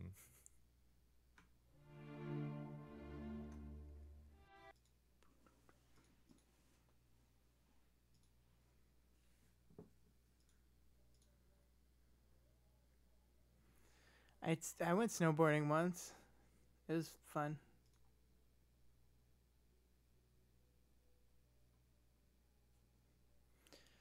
I mean, we're seriously talking about moving to the Colorado area. It helps that I have two friends there. Elise really likes it there. So we'll see. I usually put something after the credits, but I never tell people, so you might just miss them.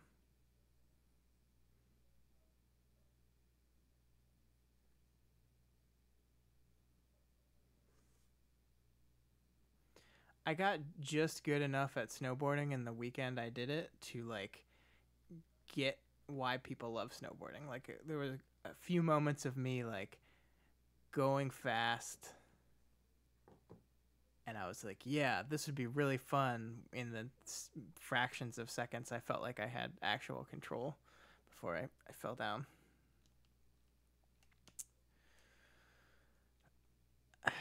I don't want to say definitively yes, Wildbow, that we'd stay in the U.S. for the rest of our life, but probably.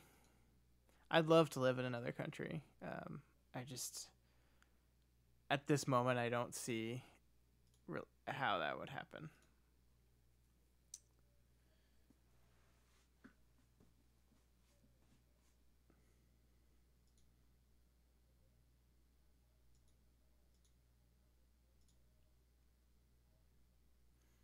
I have a college friend that moved to London, and they absolutely love it there.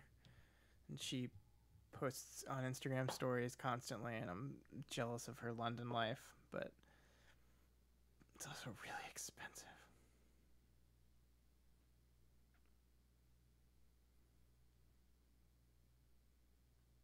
We fell in love with Scandinavia. I'd live in Norway, except I don't speak the language at all, but I loved Norway so much. And I love Denmark.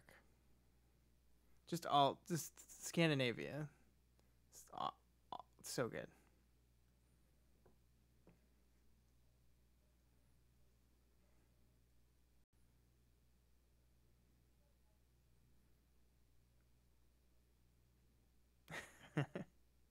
It would be nice to have servants, though.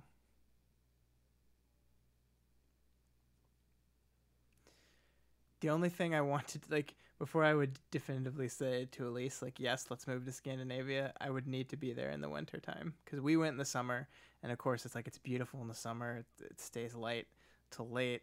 The weather's great, but I've heard the winter is just,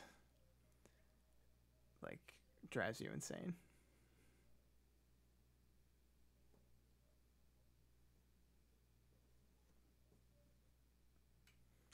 Wait, Sierra, there was a fire at your old place? What?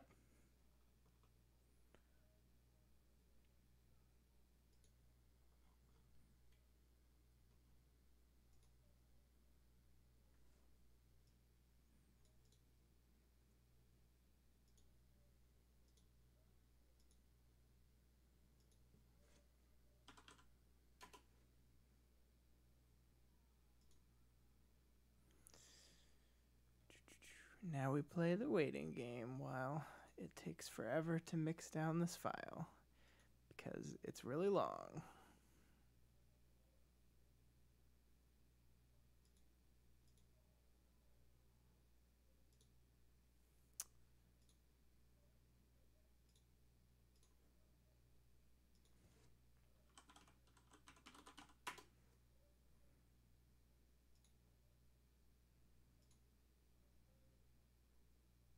Oh, sorry I missed that. Well, I'm glad you weren't living there. Oh, Jesus. Well, that's lucky.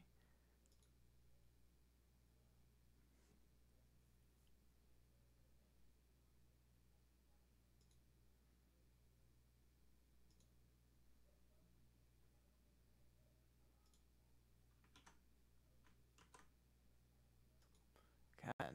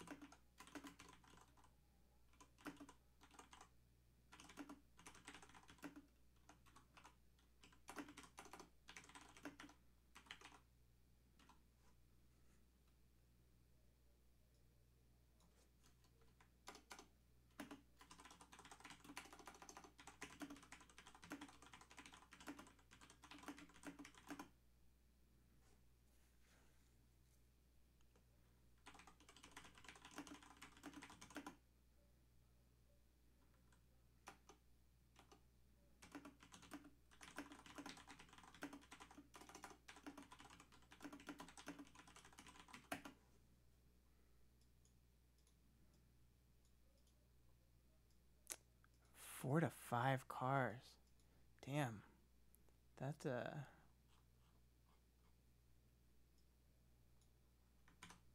sucks.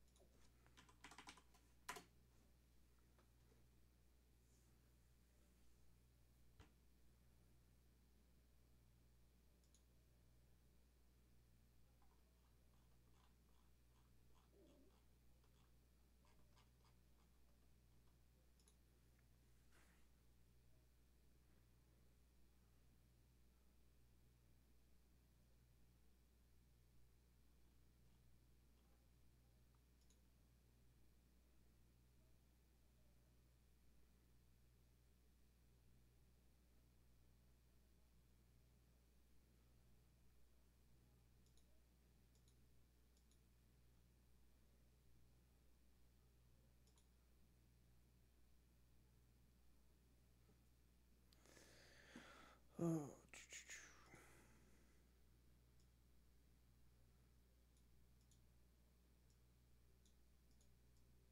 Checklists I follow for editing.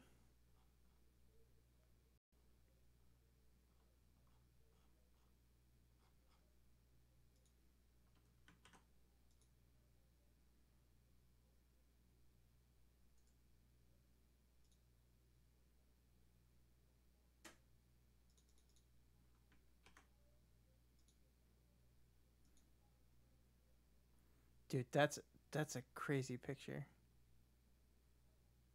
Oh man, that's really close to where you used to park. Well, you got lucky. Thanks, Prof. Have a good night.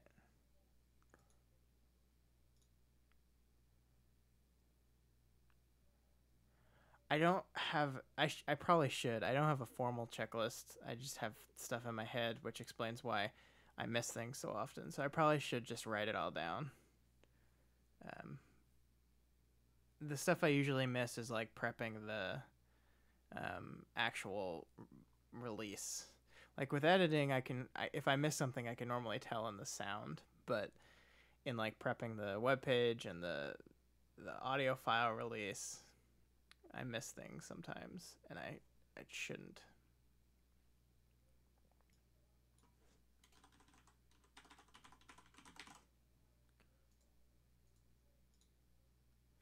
The thing I miss the most is stuff with YouTube, cause like, so YouTube, I can't, like the way my stuff works is I upload it to the podcast hosting company we use is a company called Libsyn, and I upload it to them, and I get everything set up, and then I schedule the release at like 5 in the morning or something, and then it'll push to YouTube automatically. Like it's set up to, it'll upload it to YouTube, upload the file, and push it automatically. But I always have to go into the YouTube description and change things because you can't embed links in YouTube. You have to manually type them all out. So I always have to go in and fix that in the YouTube, and I forget to do that all the time because it's like the next day. So it's technically what I should do the first thing I wake up in the morning, and I can't do it until it's actually pushed to YouTube, and I don't want to push the episode in the middle of the night, so it's just, I always forget that, always. And now I have to go back through because the Patreon account doesn't reroute, even though I changed the name. The old one just goes to a 404. I have to go back through every single one of our podcasts on YouTube and change the Patreon link so people listening to old episodes can still find it. That's gonna suck. I need like an unpaid intern. That'd be great.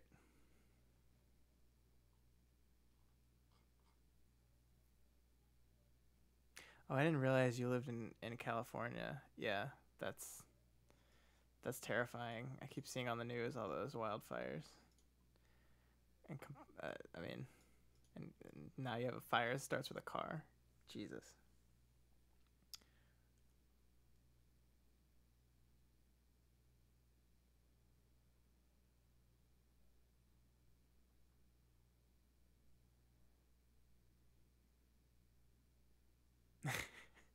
I think that's an absolutely fair thing to do, Wildbow. Jeez.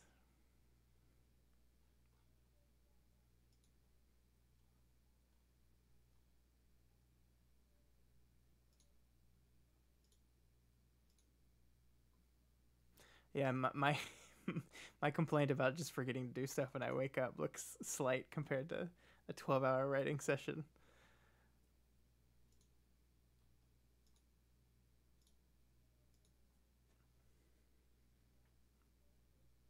My watch wants me to stand up. No.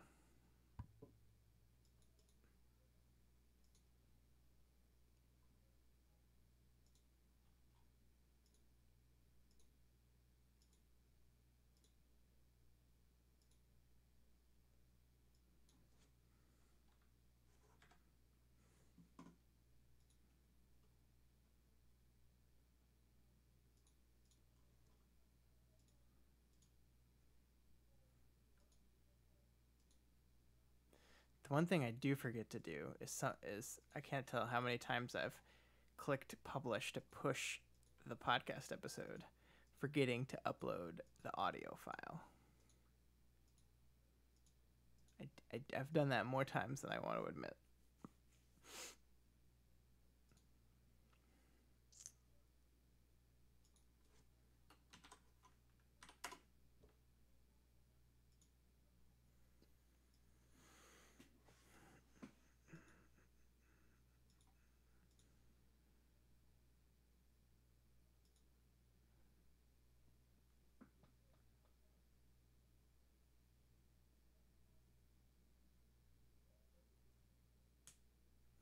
For some reason, whenever I'm in like a marathon writing session, I feel the need to pace. Like I'll write for like 20 minutes, and then I'll just like, I feel like this really strong urge to like stand up and walk around in a circle for a bit. And it's kind of annoying. Like I wish I didn't do that, but it's also really hard to ignore.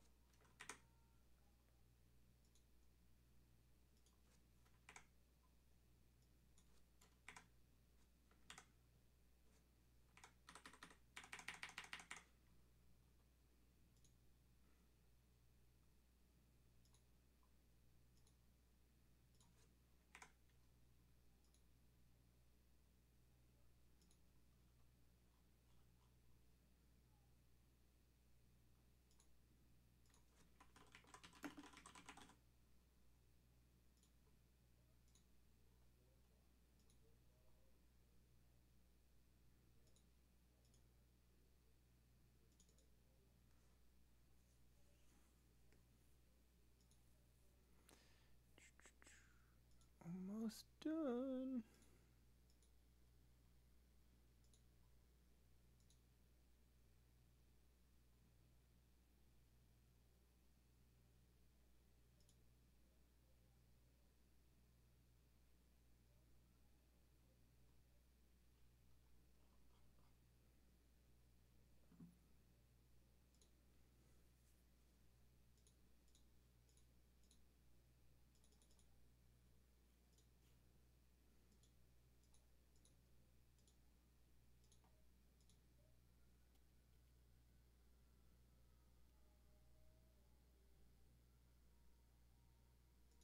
So I had an idea as I was working on the podcast today. I was like, what if we move Ward to every other week? And then we do 4 chapters or 5 chapters or whatever each time. And then we do something else in between those, like Pact or something. And I was like, yeah, that sounds like a great idea. And then I realized how much work that would be. And I wanted to do it, but I got scared.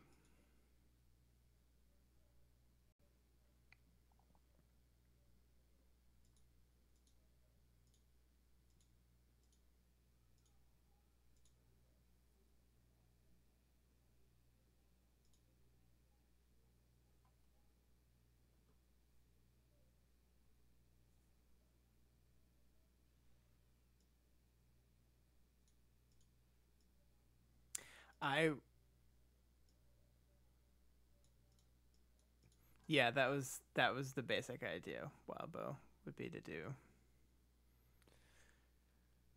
do every other week to allow more time for chapters to build up and cover more chapters in each episode, and then do something else in between, like Pact or something.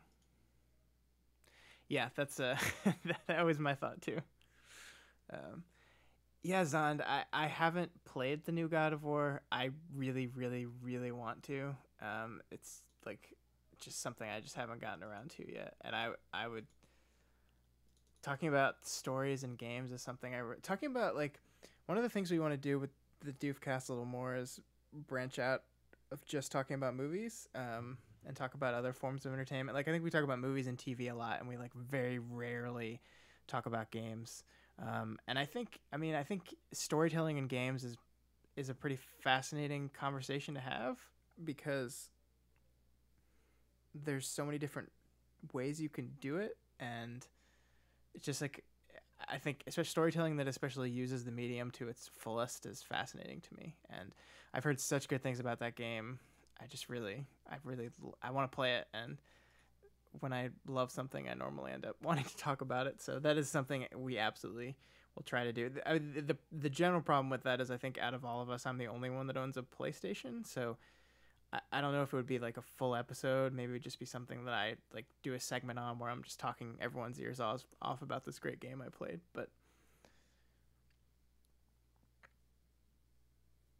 see, this is why if I move to like Colorado, then I could just make them come over and play, and I would solve all the problems.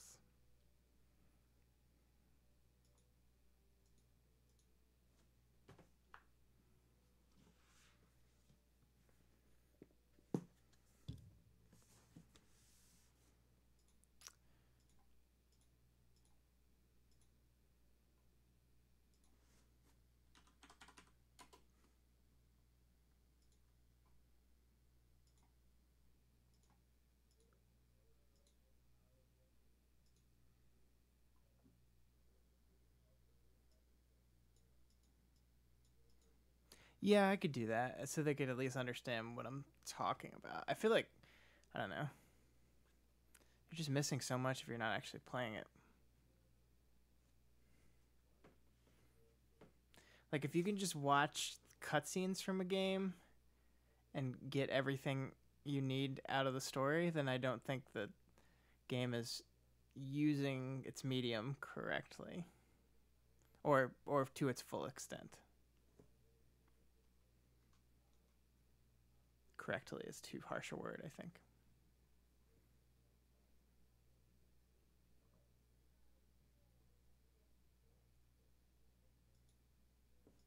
it as it's sort of like his ignorant of all like the nerdy power studies she loves to do, so she gets to not only like respect them but then like share her nerdy information with them. She gets to kind of be a teacher, which she likes to do a lot. I think it's just very fascinating how these guys are positioned in our protagonist's mind. Yeah, definitely. This is a really interesting. Export. I'm about to fill up this terabyte drive with all these audio files that I'm afraid to delete, even though they're online and I could very easily download them. But I don't know.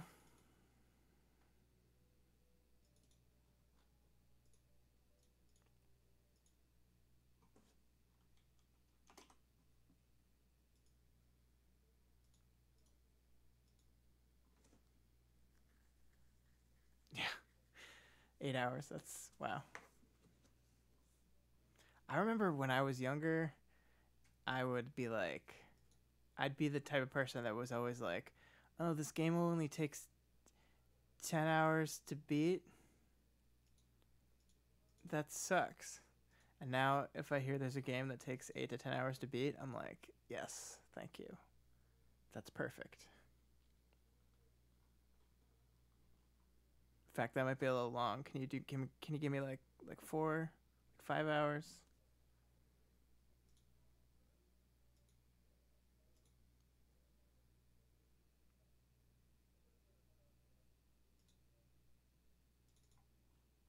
That being said, I really want to play that Octopath Traveler game, and I heard that takes a while.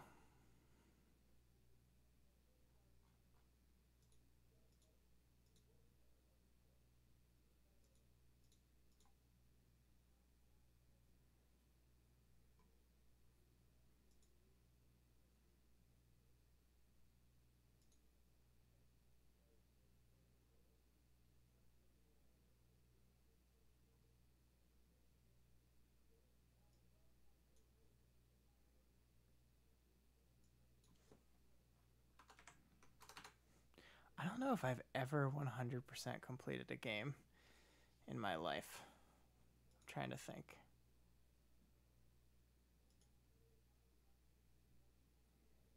Yeah, I get that, Funky. I get that reasoning makes absolute sense. Games are expensive, so longer ones are more valuable. I get that. I just barely have time to play them, and if it's a long game, I just usually won't end up beating it.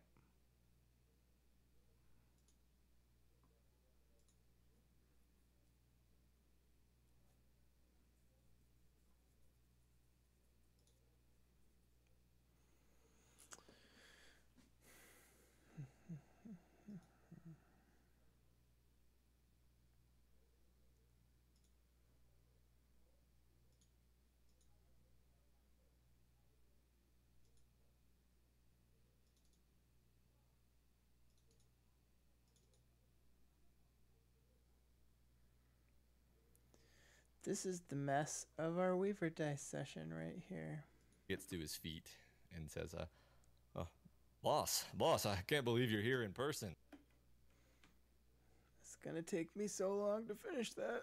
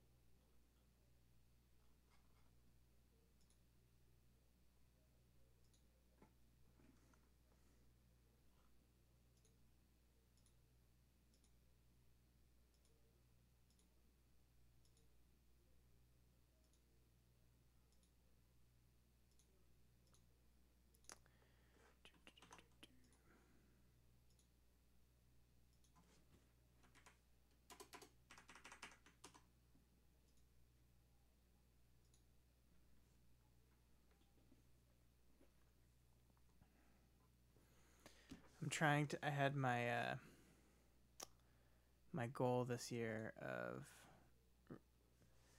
reading 50 novels, and I'm behind on my goal.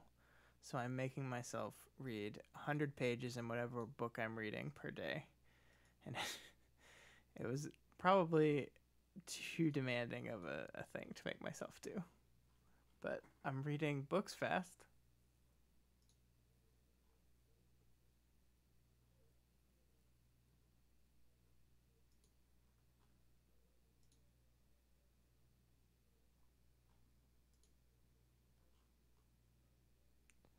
Oops.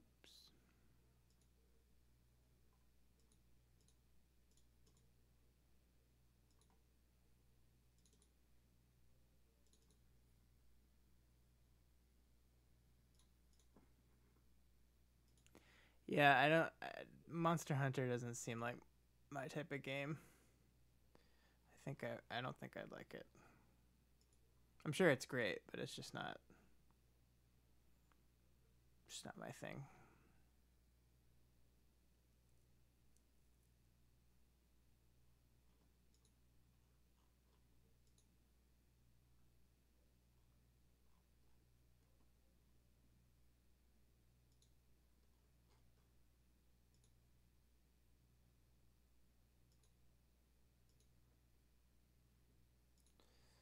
Come on.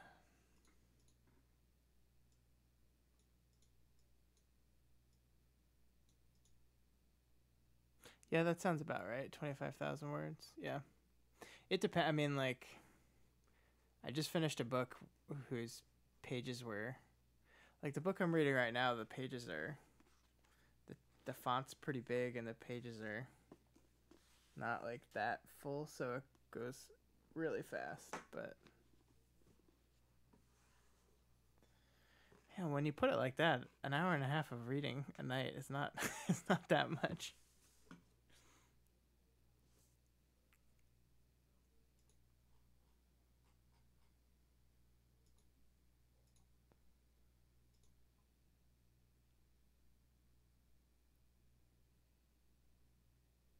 When you actually parse it out, maybe it just feels like it's a lot. Why is...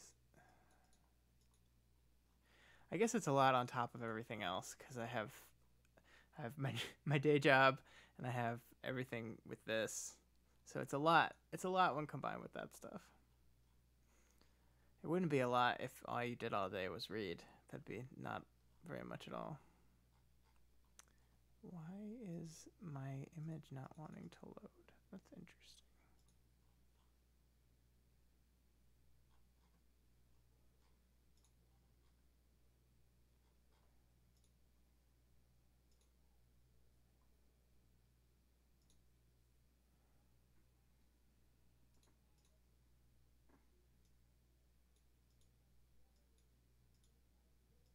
I'm probably not going to keep it up. I'm hoping August is like my catch up to my goal month, because after I finish reading the book I'm reading right now, I have like 3 books that are not very big that I think will be really quick reads. And if I finish those 3 before I have to start the book club book, then I'll be all caught up for the month, and I'll feel good.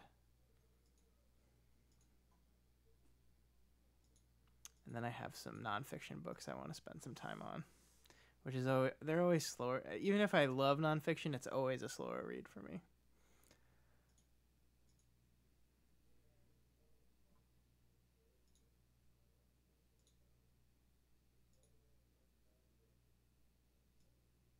Yeah, I mean, I'm trying for 50 books a year, so it's roughly a book per week, yeah.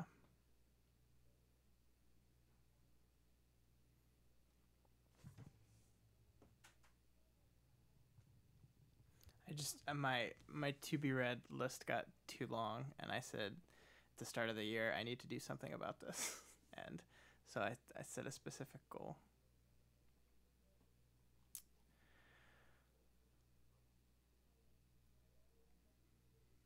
All right, I am done, and everything is posted to go up at 6, so I'm gonna go to bed. But it was fun hanging out with y'all. I miss doing this. I'm sorry again about last week and all the mess, but we should hopefully be back to our set schedule now. And so we'll see you probably next Monday or Tuesday, probably Tuesday. But you too, Wabo. Thanks for hanging out. It's fun as always.